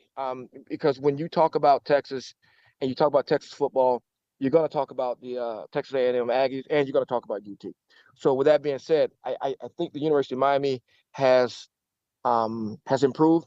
Mario Cristobal is from the old school, and I've been in the huddle with him and his brother. Believe it or not, he has an older brother who is actually in law enforcement. And I distinctly remember times where I've run down the field, I've caught balls, I've taken hits, and his brother running down there, dusting me off, picking me up. Come on, buddy, let's go. We got to get another one. I mean, that's what it's all about, and that's what Mario is trying to bring back to the University of Miami. And everyone always asks me, "Is the University of Miami back? Is the University of Miami back?" No, the University of Miami is not back. They won't be back until they put rings on their fingers, and they can have the South Florida natives and the 305, the 954 area codes join together and say, "Hey, we're national champions." Talking to Randall here on TexAgs Radio, presented by David Gardner's Jewelers. Let's talk about Tyler Van Dyke, who did not have his best year last year. And as the quarterback goes, how often the team goes, right? What are they doing this year, other than, and I know they brought in a lot of players to that offensive line, but what are they doing to make life better for Tyler? Well, I don't think that they're necessarily doing anything to make life better for Tyler. Tyler has to do it for himself. Football is not too, except for it being a team/individual sport, Tyler has to win those matches in his head. People always say, okay, well, they bring in receivers in this. They bring in, last time I checked, Dan Marino could make a receiver better. The last time I checked, John Elway can make a receiver better. Or, get the ball into the receiver's hand, and so you can get not just the yards, but the yak and the rack, the yards after the catch, the run after the catch. So Tyler has to slow down, let the game slow down for him, and don't think about the NFL. Don't think about what you're going to do next year. Think about here and now. And I think that is what he needs to do, in my eyes. But what do I know? I only have 2 national championships and married to a doctor and getting ready to retire for the second time. I don't know anything. Talking to Randall Hill here on TexAgs Radio, presented by David Gardner's Jewelers. So I haven't listened to a lot of Miami sports talk, all right, but I've had people report back to me that this community is very confident when it comes to this game. What is the vibe you're hearing? Well, this is Miami, so we're always going to be confident about anything. We could have lost every game. We're going to be confident about the last game that we have to play. So Miami and the Miami fans and the team itself are feeling better. I went out to practice about 3 or 4 weeks ago and just took a look at what I saw.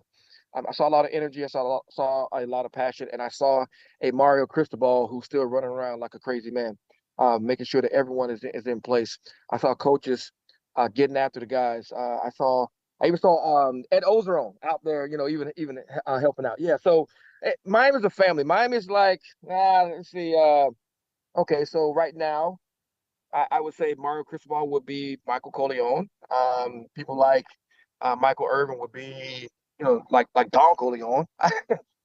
It's like a college, fun mafia, and guys fall in line. Mario came over to me and not that he's paying homage to me, but what Mario does not want to do is drop the baton from guys such as myself who laid the path down. And before me, and Stanley Shakespeare, Michael Irvin, Brett Perriman, Brian Blaze, the list goes on and on. So that's where the pressure is coming on Mario. It's not coming from the community. It's not coming from, people who, donate money. But it's coming from without us even saying anything, because we put that pressure on each other, not to let everything fall by the wayside, because the path has been laid and we laid it. Randall, what do you think is the positional matchup that intrigues you the most? What is the key in this game there? Well, I hate to say this because I'm a wide receiver. However, everything starts and stops in the middle. It always will. It always has. I don't care from the NFL to Patrick Mahomes or Kansas City Chiefs or the Philadelphia Eagles. It always starts and stops in the middle. They don't get enough praise. They don't get enough glory. But if Texas can handle, if Texas A&M can handle the front, there's going to be a problem. There's going to be problems for Miami. It is what it is. If Miami can handle the front, there's going to be problems for Texas A&M. You control the line. You can do whatever you want to do. And then everything else falls by the side. Again, like I said, the wide receivers such as myself, yeah, you're going to see us dancing in the end zone. We're going to be running through tunnels. We're going to be having fun. But it doesn't get started until the O-line and D-line starts it. Talking to Randall Hill here on TexAgs Radio. Randall, let's talk a little bit about the A&M. One other thing. I'm sorry. Yes, Can I cut sir. you off? Of course. So, a game like this, I learned this from Jimmy Johnson. And anybody who's don't be a fan when you're talking to me or if you're listening to me, don't be a fan of the game. Be a student of the game. I learned this from Jimmy Johnson. In games like this, the intangibles are also extremely, extremely important. What I mean by intangibles? Okay, one of the intangibles Miami already has are where they're going to be playing. The second intangible is the field position and special teams. No one really talks about special teams, but special teams can win and or lose a game for you, regardless of how well you do on offense or defense. So this is going to be a hype game. This is going to be a nationally televised game, and the fans are going to be rocking. Everyone's going to, Texas A&M, they're going to bring down their fans. But you know what? The intangibles are what are going to, I guess, tip the scales. I guarantee you in this particular game. As a wide receiver, what do you think about that A&M wide receiver crew? I haven't really watched them. To be completely honest with you, I've heard some positive things about just A&M in general, from the head coach on down.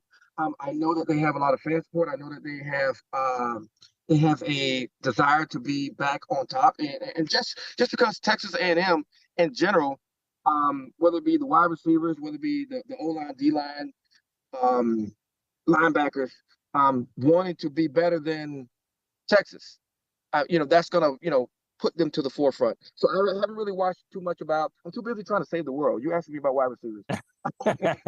Well, I got one that I know you'll remember. It's one that I remember. Let's talk about that Cotton Bowl against Texas. Oh, my goodness. Here we go. First off, it was a beatdown at the half. You had, a 50, 45-yard touchdown. Just give me some of the memories of that incredible, I think it was an afternoon game. Give me some of the details. So details. So we always played pissed off. And when we went to Texas for the Cotton Bowl, Dennis Erickson was under a lot of scrutiny of trying to control the players and try to make them into choir boys. That didn't work. So, doing bowl games, you have a lot of events, and then you have events with opposing teams, and we were told to be on our best behavior. And when we went there to some of these events, we were taunted, and I'm being honest with you, by the University of Texas. So when it came game time, it just like a volcano. It just everything just erupted, and we were just pissed. We were upset. We were mad. And contrary to popular belief, a lot of people think, and I'm not telling the young adults and the optimists and the Little League and Pop Warner to do this, but contrary to popular belief, in our huddle, we had many riots, many fights, and that came from us just wanting to win. And if you notice that particular game, I hadn't had a ball thrown to me all game, not one ball thrown to me. Everybody's having fun. Everybody's dancing. Everybody's celebrating. And I hadn't had a ball thrown to me all game. And I'm playing one-on-one. Shy, please. So we're going to huddle, and I yelled at the quarterback, and I said, I don't give a F what is called. Throw me the ball. I want the ball. I haven't gotten a ball all game. And Craig Erickson just told me, hey, just run. Dude, I got you. Just 93 Y out tailback option was the play. And of course, if you're at the University of Miami and you're playing one-on-one, if you can't get open, you may not get another ball because you have other wide receivers that will get open. So had a lot of fun with that. It's funny because as a federal agent, I worked in Texas for about 3 years. And I had a couple of judges pull me in chambers and federal judges pull me in chambers and ask me about that particular play. And I remember the first day I was in McAllen, Texas, I was in the airport, and I was just walking by, and someone looked at me and did a double take. Now, this is like 1,000 years later, right? And they looked at me and they said, hey, you're Randall Hill. I'm like, yeah, if I don't owe you any money, I'm Randall Hill. And and they said, you're the guy. And that's what they always tell me. You're the guy. And I'm like, Yeah, I'm the guy. And you why and that's and then the next question is, why did you do that? And I explained to them exactly what I just explained to you. I was upset. I was pissed off because everybody else was having fun, and I hadn't had a ball thrown to me all game. And that one particular play, actually, there's two plays that at the University of Miami that I was involved with that have gone down in history. And one is the Cotton Bowl, and the other one is against Notre Dame, third down and 43, and I got 44 yards. Yeah, you did. Hey, Randall, we got to hit a break here, man. But this was a great conversation. I hope to get you on the show again at some point. All right. Call me up anytime, bro. You got it, man. Thank you, Randall. Appreciate you. We'll come back with Around Aggie Land, or maybe we'll push it back. I don't know. We got to have a short segment. It's TexAgs Radio.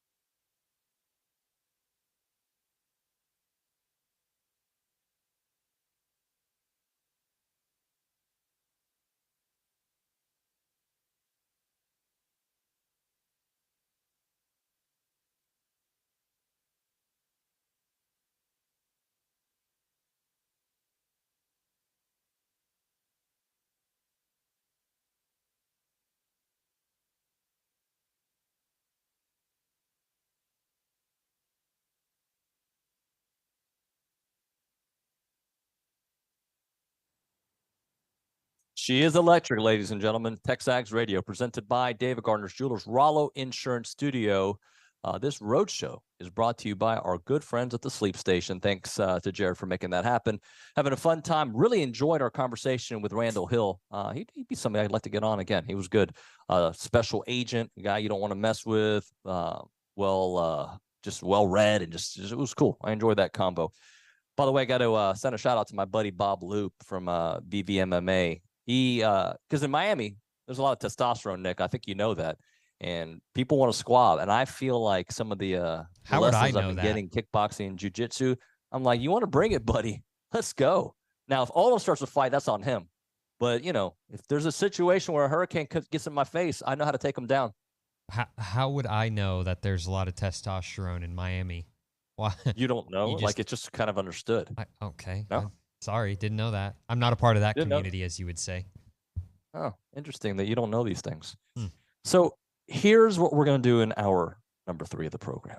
We're going to have a gentleman by the name of Billy Liucci. He's our co-owner, executive editor. He's a big deal. He stays on the fancy part of the city. And we'll talk to Billy here momentarily. Aaron Torres is going to join us on the bottom of the hour. Kay Nagley will join us for Around Aggieland. So we got a lot to get into here. I want to get into some specifics with Billy. We've kind of examined this game many, many ways. We're going to try to find some.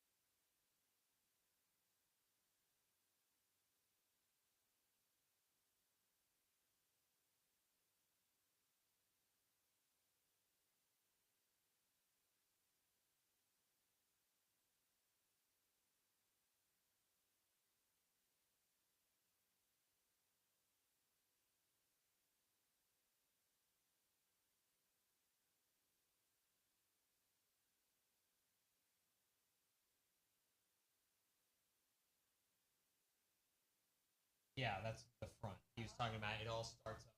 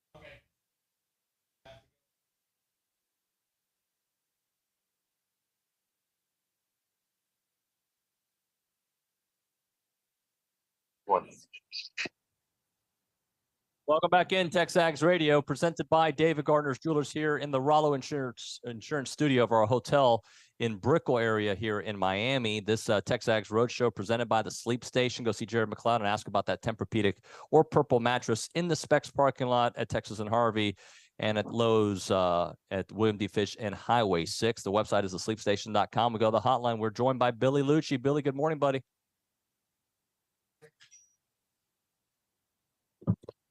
Hi, Billy. David, how are you? I'm well, buddy. How are you? I'm good. You didn't have to talk to me about service over here. So far, we got you good. So far, I think so. I hope. If not, we may have to. No, I don't know. Are you there? Yep. All right, good stuff. How were your travels? How are you enjoying Miami? Good and good and good. Ready for some football though. This is a business trip. This is a business trip. Well, let's get into it then, Billy. I wanted to start things off with who has to perform tomorrow. Like who are some names in your opinion have to bring the goods against Miami? I think obviously I think the playmakers are, and it doesn't really matter which one, but in that, it's got to be Connor Wigman's he's going to have to play, I think, at a minimum, like he did against LSU, which is get the ball to your playmakers, make a play here or there, when it's absolutely needed, whether it's with your legs or just creativity, and I think that's what it's absolutely going to take to win. Or Connor Wigman, and it's certainly within him to go out there and have a game that has the whole nation talking, that leaves everyone buzzing. And if he does that, you know what that means. I mean, that means Noah Thomas is having a big night or afternoon, Evan Stewart, Aniyah Smith, Moose Muhammad, or some form, fashion of those guys. So I think that passing game, Miami's secondary needs to be tested, much like I think the Canes will test A&M's secondary. But if they lay back and they get nervous about what they saw from Noah and Evan this week, then I think those guys could have a lot of success underneath on the crossing routes and sideline routes and things like that, and eat up pretty decent chunks of yards that way. So I think, though, I said on offense, if that Aggie O-line, this is the first test. We spent a whole off season talking about them. This is the first test. And you probably have true freshmen starting out there at right tackle. I'm sure we'll see some Fathery as well, but they looked good last week compared to how they looked at times in the last couple of years against inferior opponents. It was a much better product we saw on the field, and it should be with the experience and stuff. Billy, can you guys hear me? Yeah. But this will be the first test. Test. You guys got me? I hear nothing. Yeah, we got you. Can you hear David. me? Billy, I think David's having some. You hear me? Yeah, I got you, Billy. I think David's having a few technical difficulties. So, yeah, if you just keep rolling on that thought, Billy, I'll work on David, getting him back on. Yep. Okay. Well, okay. Well, what I was saying is, the O-line. All right, David. I'm going to keep talking over him, Nick. I didn't get until you get it right. But the offensive line is it's going to be the key to this thing for the Aggies when they have the ball, because I'm fully convinced that Wigman, Stewart, Smith, Thomas, and even those backs are going to be a problem if there's protection. And if you can stay ahead of the chains and let Bobby Petrino keep Miami off balance, I think that the Aggies, that's the formula for the Aggies to roll. Check. Defensively, I think what we have to see goes without saying. And I've been talking about it this whole offseason. This week, it's become a common Twitter talking point, as if everyone just figured it out. But there's a guy named Shannon Dawson that knows what he's doing. He comes from the Holgerson tree, and they're going to spread you out and try to run it, like Ole Miss did last year, like Mississippi State did, like Arkansas did for a lot of it. Even some of the lesser teams, they spread A&M out. They ran the ball with success. If Miami can get that going, then we'll be talking about a highly competitive, probably higher scoring game. then it's a shootout and it's anybody's game. So, and it takes away, they're going to try to take away A&M's advantage, which is those experienced, talented behemoths on the defensive line, those 5 stars, those future NFL guys. And the way you do that is spread them out, create natural space, give the presentation that you can throw it, spread the secondary out, force you to keep another defensive back type on the field, and then run it. And A&M had real problems with that last year. So we'll see. This is going to be a great test to see how Durkin has adjusted and to see if A&M can dominate. I think would be a middle of the road SEC team. It would be a solid, not spectacular SEC team, and to see if A&M can dominate them at the line of scrimmage and control the football game defensively. Billy, I for some reason had technical difficulties, but I am back, so I apologize for interrupting you. You guys could hear me. I couldn't hear anything at the mothership. I do want to go on a little key that you wrote on your defense in review. And it says how much like guys like Malik Sealer, Eni White continue to get against the most physically capable offensive lines like the one the Ags will see in Miami this weekend. Durkin's going to need to pressure from those two and Fidel Diggs in particular. Let's talk a little bit about that pressure and how important it's going to be against a Tyler Van Dyke, who is not, a guy who's going to move that much. Well, you have to think that they'll get in, they're going to try to get rid of it quickly, probably earlier in the game. You've got to think that the Aggies are going to generate some interior pressure. McKinley Jackson, Rakes, Shamar Turner when he's in there, Walter Nolan. So that's fine, and that's very problematic. When that happens, that creates opportunities for Diggs, Silla, Eni White, and we say Silla and White, but it's really more right now. It's Diggs, Overton, and Shamar Stewart. I mean, it's going to create opportunities for those guys.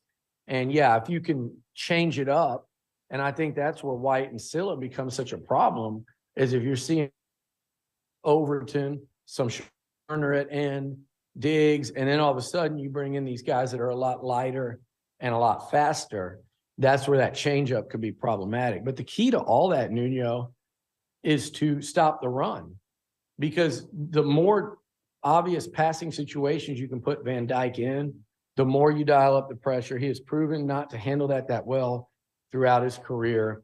You just can't let them be like I said about that offense last week, what made them so good or different is set the tempo. They set the pace. They dictated what was happening, and New Mexico's defense was on their heels the whole game. You can't let Miami do that. And if they don't, if you stop the run, I think those guys get turned loose. And it's not just the kind of what we consider the speed edge guys, but the ends need to have a big day. Talking to Billy Liucci here on TexAgs Radio, presented by David Gardner's Jewelers. How much is the A&M running game going to be a part of the conversation in this one, and potentially somebody emerging as more of the guy who gets the bulk of the carries, at least for one particular game? Because last game was very even. So much opportunity for these running backs, right? Right now, there's so much opportunity. Reuben Owens, he got the majority of the snaps last week. He'd line up at receiver some. You'd see him out there. They're going to do some cool things with him this year, and I think we could start seeing that as early as this week. And by that, I mean in motion, into the backfield, out of the backfield, running the ball in the passing game.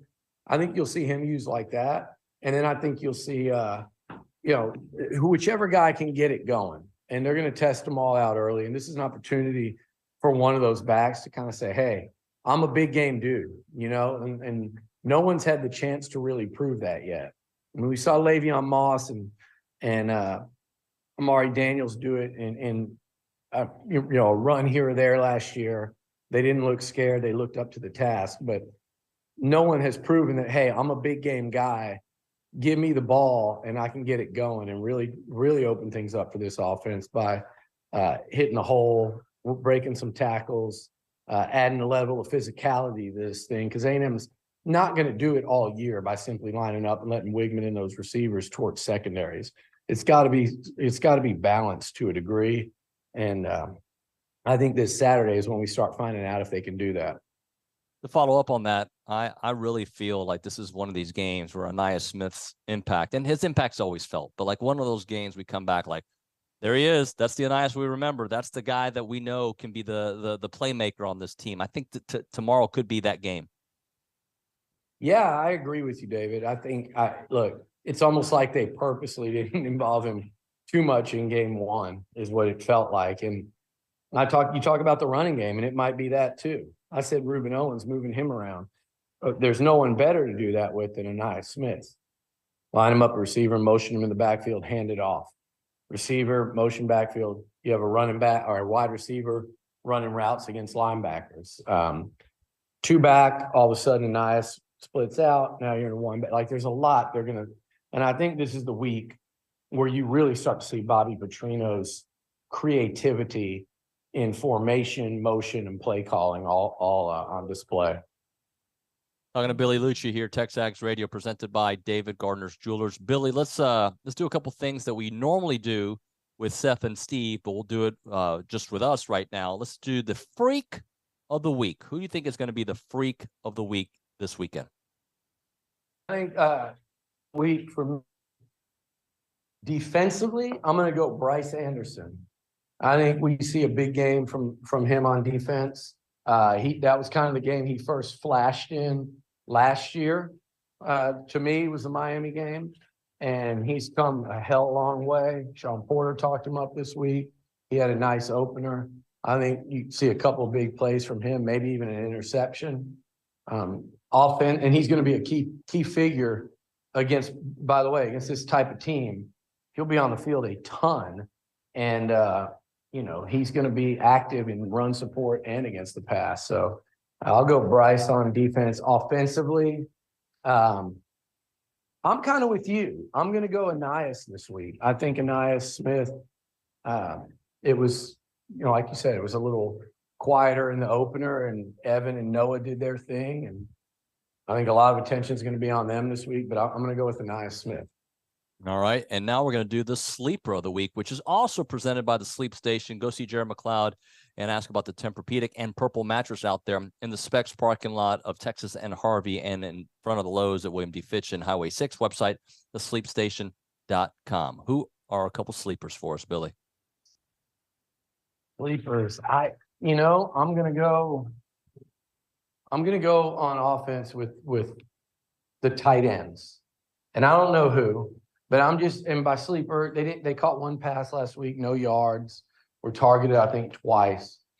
And not a big deal, but maybe a couple of big plays. Like I could see those tight ends catching 3 passes and maybe a couple first downs, maybe even a red zone score.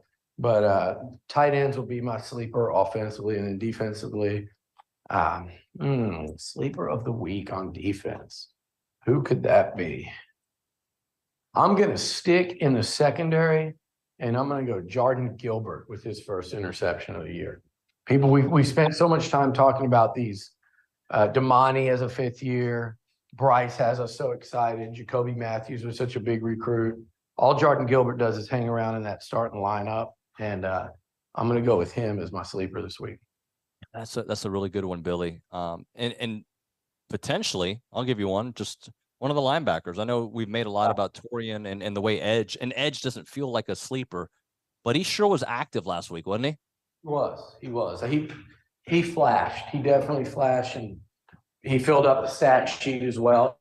Did he have 3 or 3.5 tackles for loss? I think he was involved in 4 stops behind the line of scrimmage. He quietly had a really good opener. So yeah, and I don't consider him a sleeper, but he might have been one you'd consider for the Freak of the Week, because he's going to have a good game. So before we hit a break, I want to touch on one thing about Miami's run game and having to go up against Walter, Isaiah, McKinley, and whomever they put in there, Shamar, just that different front that Miami did not face last year, really.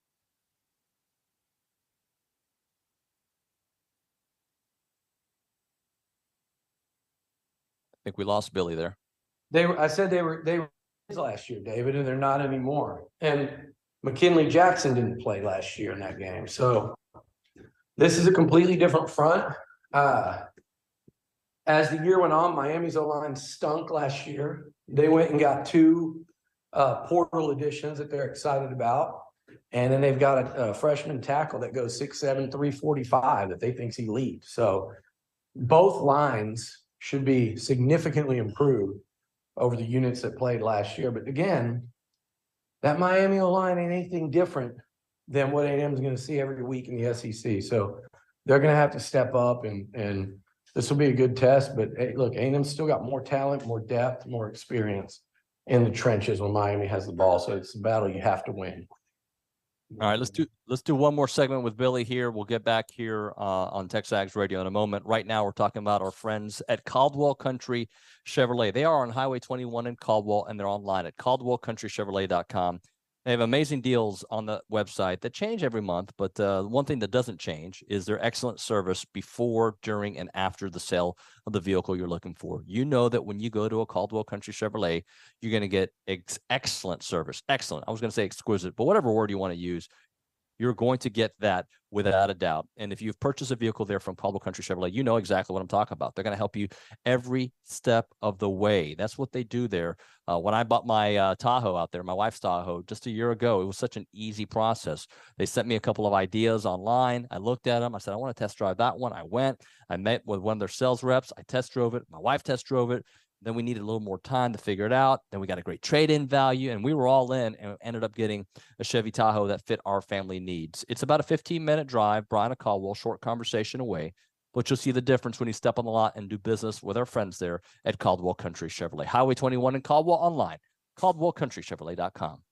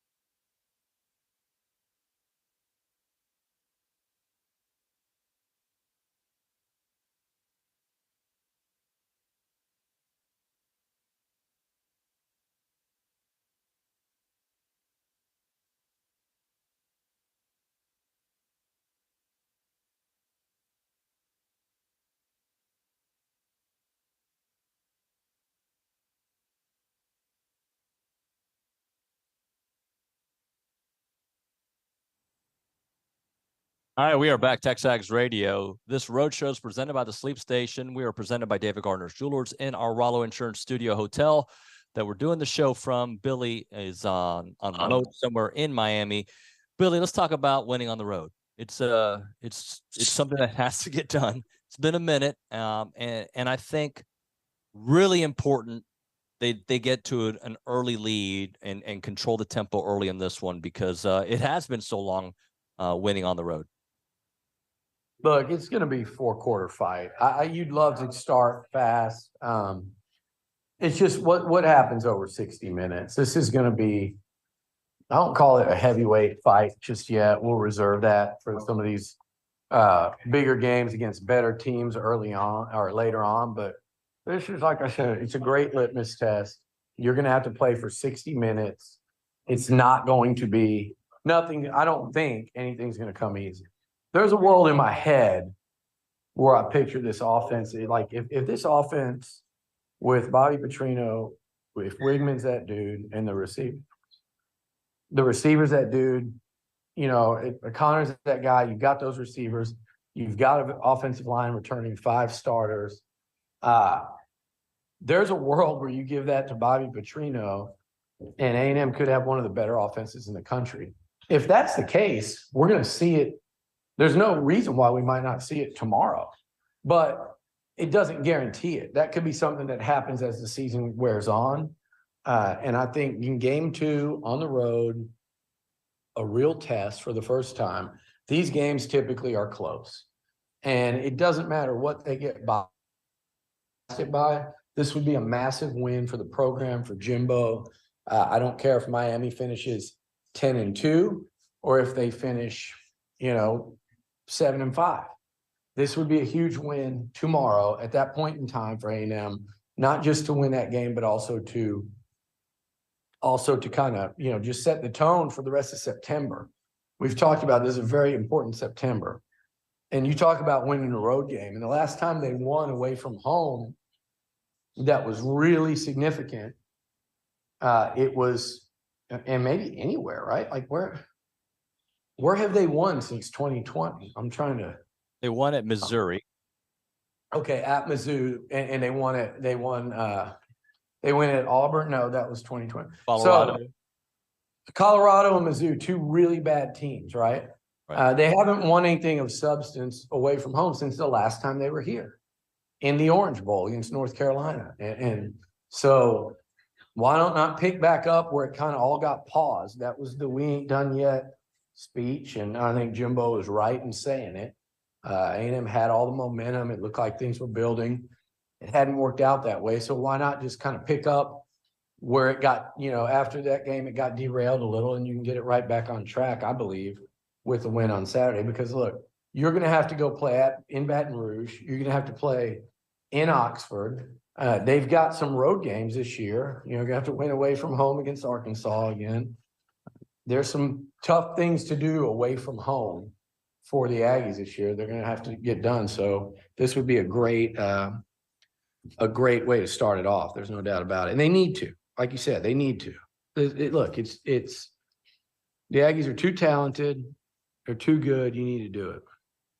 Billy, I really think this game, and you kind of alluded to it, but just a different view of it, is like New Mexico was the dress rehearsal for what this team could look like. This is a dress rehearsal for big games, right? This is, and I hate to say it, calling Miami a dress rehearsal, but this is where we find out if we've really improved the run defense, if we've really improved linebacker play, how our secondary looks. Those are all these things will be on display. I'm not as worried about the offense. I think the offense is going to figure it out. I hope it's an opportunity for that offensive line to open up some holes. But I really think this is the real dress rehearsal, if you will. Yeah, there's no doubt about it. This isn't even the dress. This is a conference game as far as I'm concerned. It doesn't impact the standings, but it certainly impacts, in my opinion, your ability to excel in SEC play and to be that surprise team and to make noise or to do what LSU did last year or to win the whole league. I mean, those are the goals, right? And I do think this game impacts that because not only does it kind of tell you what you're capable of early, and obviously they're going to get better and work on the things that don't look good tomorrow, but I think it impacts so much mentally with the football team. I think with the fan base, and the reason I say the fan base is this: forget like if the kids read what's said on TexAgs and Twitter and things like you look at Texas Tech's team after that Wyoming loss last week. Forget about all that. I'm talking about the fans in terms of just the energy and atmosphere in a couple of weeks when Auburn comes here. I think there's a direct correlation in your chances to beat Auburn, which you should, but that team's going to be more dangerous than people think. Hugh Freeze. I mean, people forget real quickly that Gus Malzahn in year one had Auburn playing for the national title. Like, they're not going to stink when they come to Kyle Field in a couple of weeks. So with a win over Miami versus a loss, what that Kyle Field environment's going to look like, it's going to be maybe quite literally night and day. Like, is it 11 a.m. or a night game or whatever? So the atmosphere and how it's going to affect Auburn's ability to compete with A&M is directly impacted. So this is an SEC game, in my opinion. I think they have SEC level talent. And I think they have SEC level physicality, and they've got a veteran quarterback. This is a nice test. I like A&M to win. I like A&M in the 31-23 type of range. But I think it's going to be close. That's a cover, but it's not like I'm going, I'm racing to bet on that game. There are other games this weekend I would bet on before I would bet A&M to cover that spread, because I think it's going to be that competitive. Well, Billy, what about playing faster? That's something you wrote about in your offensive review in this shorter paced college football world, and also just the way A&M likes to play. How do you think that plays a role for them tomorrow, that fast pace that we saw against New Mexico? Yeah, I think that's very important. I mean, man, here's the thing. I don't think Miami doesn't have the depth in year two under Mario Cristobal that A&M's got. And so we've seen, when A&M's suffered injuries and stuff and they're lacking depth, over the course of games, tempo catches up to you and pace of play. And I think the Florida game last year when A&M was so depleted was an example of that. I think, as the game goes on, if A&M can play faster, it'll take a toll on Miami. Yeah, I think so too. All right, Billy. So before we let you go, any final thoughts, any words for us to watch out for as we get ready for this Miami game? Well, there are a lot of words to watch out for, David. One starts with F. One starts with, it's going to be rough there. And the Miami fans apparently are going to make things rough on the Aggies. But I'll tell you what, if A&M comes out and puts on an offensive show, they'll be shutting up and going to get on with their nightly plans early. So that is one thing. That environment can be intense, and it can be pretty, there's not going to be a ton of people, but that can be an intense environment, intimidating environment, if they think that's their night back or their afternoon. Like, hey, we're beating an SEC team. This is our statement. We're back. The players of Miami will feed off of that. Or if A&M comes and handles business, they'll be heading to the exits early. So it's going to be really interesting to see, but that would be it. And I just think, look, this is one of those football games where I'm going into it thinking Texas A&M should have a better football team, not by a lot though. And that's the thing. That's why it's tough. Not by a lot. So that's going to be that's why just A&M's A game, I think they go home a winner. And that's at the end of the day, that's the position you want to be in. I would love to be where Georgia is, where you're going to win no matter what. And if you get beat, it's a stunning upset and you just literally almost have to not show up. The Aggies aren't there yet. And this year, nobody in the SEC is. Nobody. You saw LSU, you saw South Carolina, you saw Florida. Outside of Georgia, nobody's in that spot. And A&M's one of the other 13. Where they stand in that, we'll start to figure it out tomorrow. Billy, I'll end with this. It's interesting that the crowd in Denver could prepare you for a game against Miami, because that crowd in Denver a couple years ago was not the nicest, but we might see a little bit of that tomorrow there at Hard Rock Stadium. Well, yeah, and they also they weren't the nicest, and it also had a lot to do with them hanging around and leading A&M 7-3 in the fourth quarter. And that was a big part of them not being the nicest. They thought they were going to get a home win, and they got rowdy. So they need A&M to play better away from home. And we'll see. They arrived a little later last night than usual. I think kind of changed it up a little bit. So I'm interested to see what effect that has, because they do that thing where they come in Thursday, which is a little unique, and it's not a little unique, it's very different. And they got here really late last night. So we'll see if that change up, maybe they get a little more juice, a little more energy in this one than we've seen in past road games. And I think they will. I think they're going to come ready to play. We've been talking about there's something different all year, and that something different tends to translate into all areas. If it's different the whole off season and the players sound different, they look different, they feel. I had a guy come through that I know that goes and watches his team every year, and he watches teams throughout the region. And he had just got done seeing Ohio State, and he said, "You guys look better." He said, "You look better than Ohio State. You practice better than you did last year. It's completely different."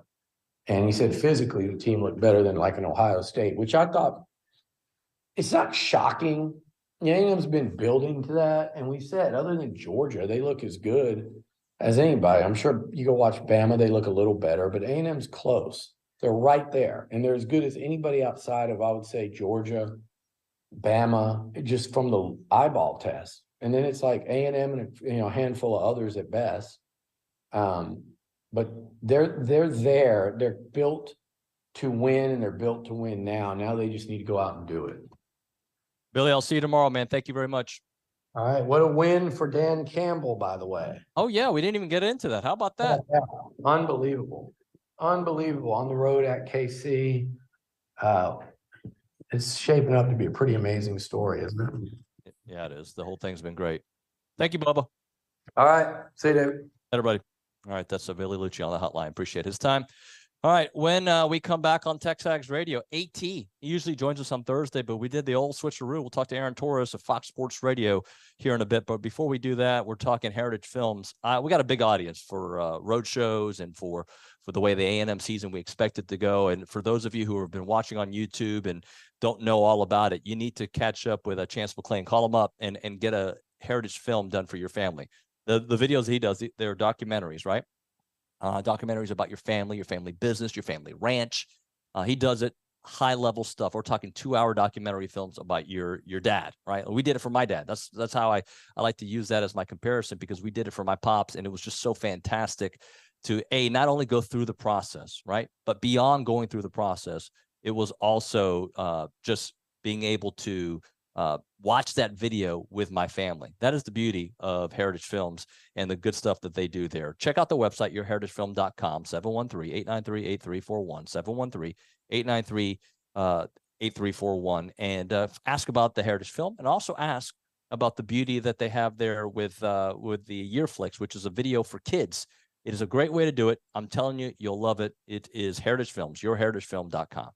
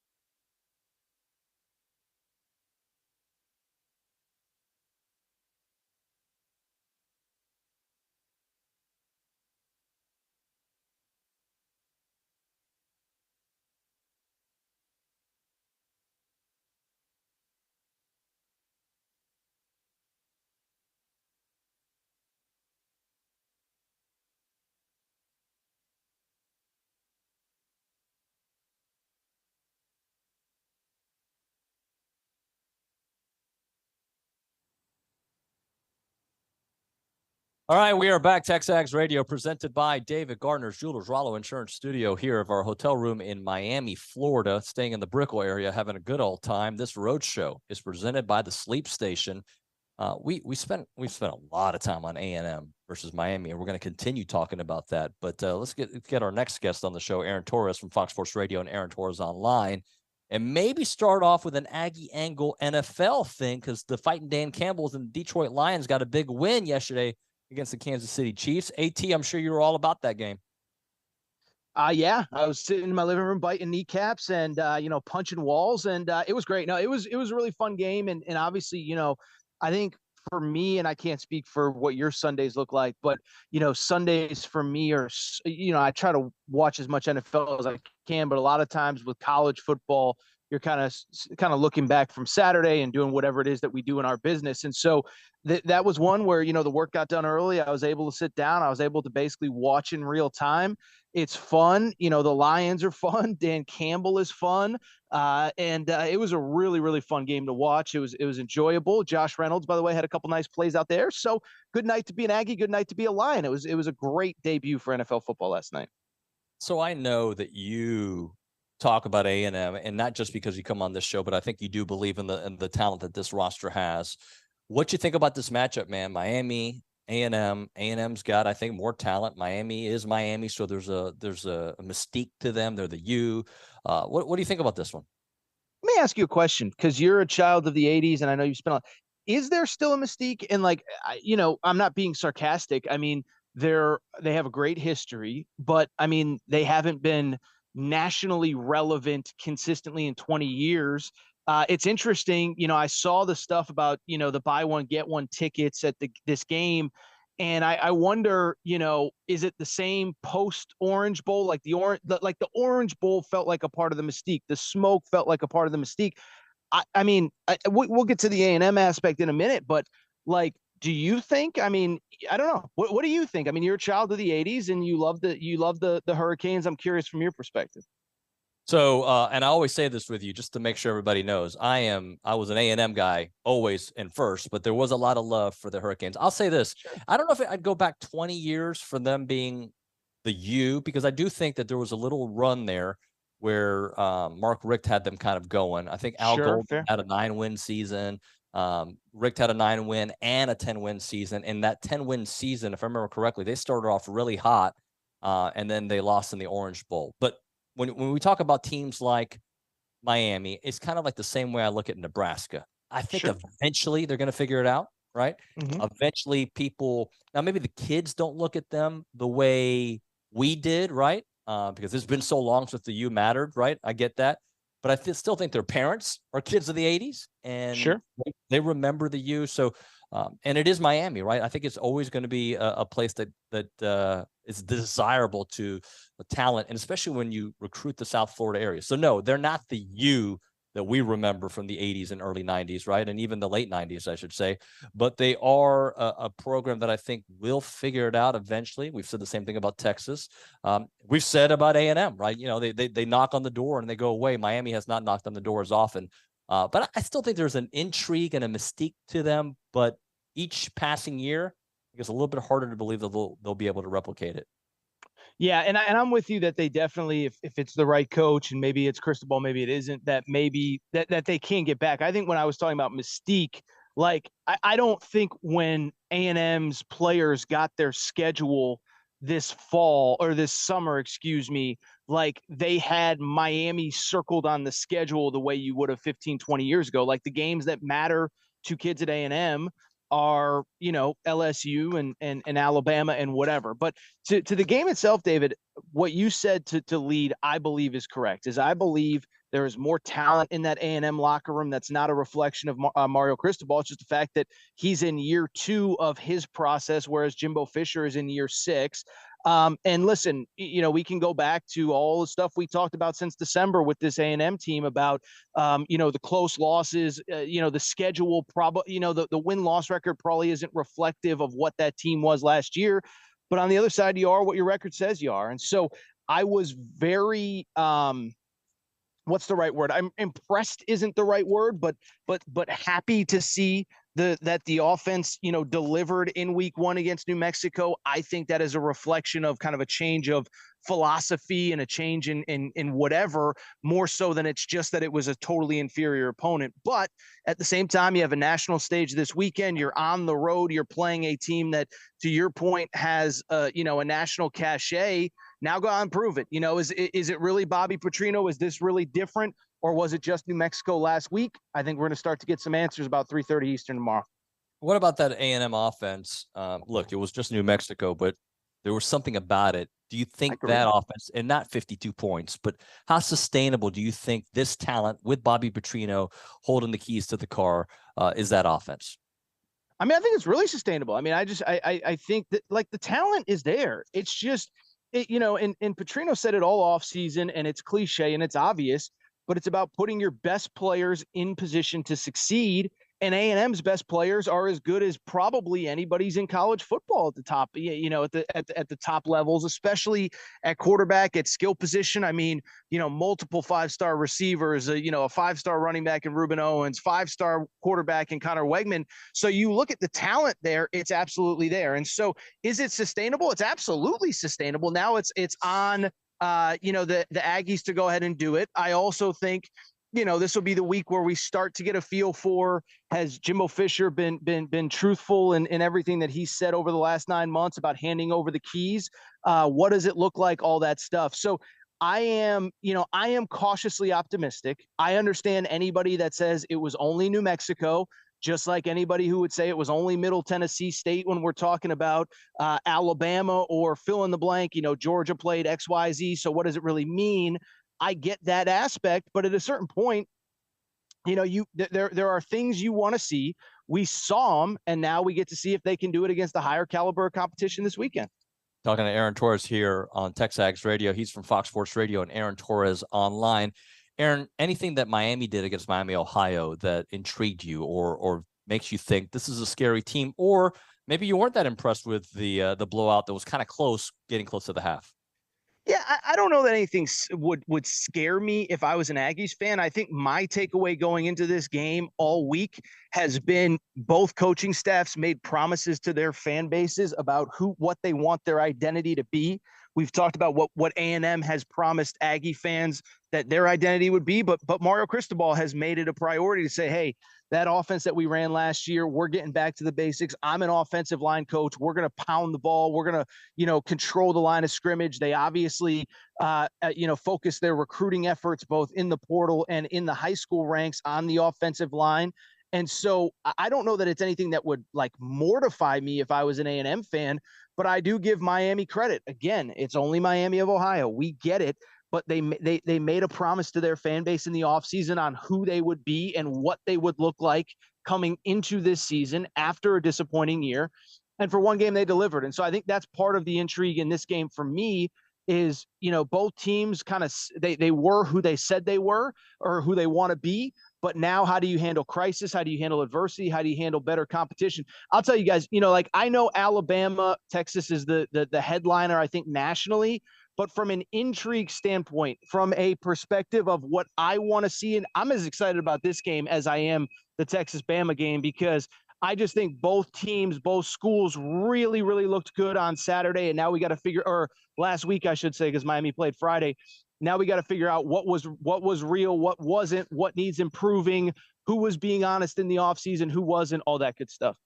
Talking to Aaron Torres here on TexAgs Radio. Let's get into that Ewers-Milroe matchup, because I want two things to be true. I want Milroe to be better than I thought against Texas, but I want him to be the Milroe that I saw last year against A&M. So can both things be true? Help me out here, AT.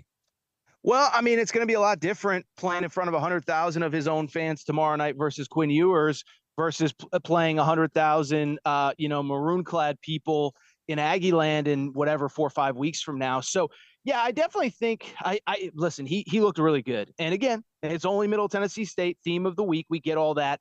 But again, my whole thing is I'm not going to if you looked exactly the way I expected you to look and you did it against, inferior competition, I'm not going to hold it against you. Now, I'm not going to, claim 20 teams can win the national championship because X team put up a ton of points against a bad opponent.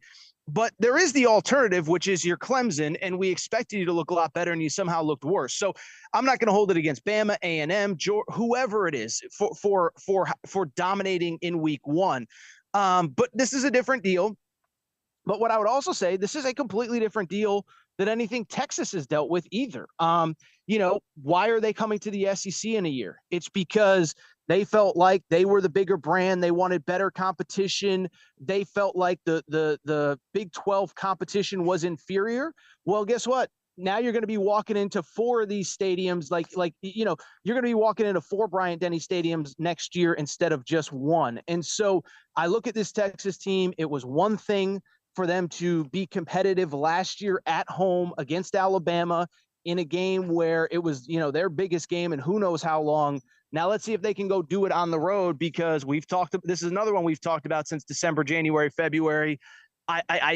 Everyone keeps telling me that I need to be impressed by Steve Sarkisian and Quinn Ewers. I keep waiting to be impressed.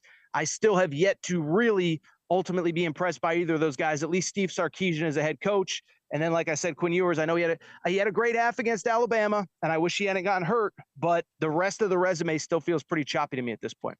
AT, thanks, brother. We will get to you on your normal spot next week on Thursday. Thank you so much for joining us. All right, stay out of trouble. Enjoy the game tomorrow. Thank you. All right, brother. Take care. Aaron Torres on the hotline. When we come back on TexAgs Radio, we'll do around Aggie Land. Plus, somebody texted me and have you seen what they're saying on TexAgs about UNOB? And I might address one or two of the things. But right now, we're talking about Costa Vida. This is a true story. I wish Brandon Leone was here. I'll ask him about it maybe on the postgame show. He calls me last night, and he's like, Nuño, what's up, dude? Where you at? Dude, I'm on my way back to the hotel. Where are you at? He goes, we just got to town.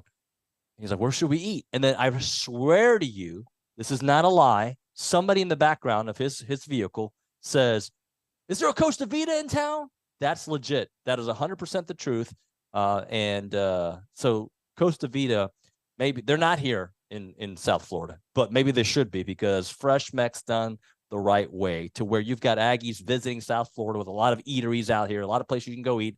And they're talking about Costa Vida there in South College Station. Great place to go to get your meal on. The sweet pork quesadillas. Every time Dalton walks by me in the office, he goes, are you getting some sweet pork quesadillas? Because apparently I say it that way. The raspberry chipotle chicken salad, the shrimp tacos with mango salsa, tender shrimp that's been caramelized in honey and butter, then balanced with mango and lime. It's sublime. And chips and queso. Costa Vida chips are fried fresh per batch all day long, and scratch-made quesos made in fresh batches throughout the day. You can go in the morning, you can go in the afternoon, you can go at night, whatever, right? You can get your breakfast on, get your coffee on, have your morning meeting, go for a great meal, get Fresh Mex done the right way. Say hi to Holly, who's a great Aggie, who brought Costa Vida here to South College Station. 4501 Mills Park Circle in College Station. They are Aggie owned and operated. They love serving the Brazos Valley. It's Costa Vida.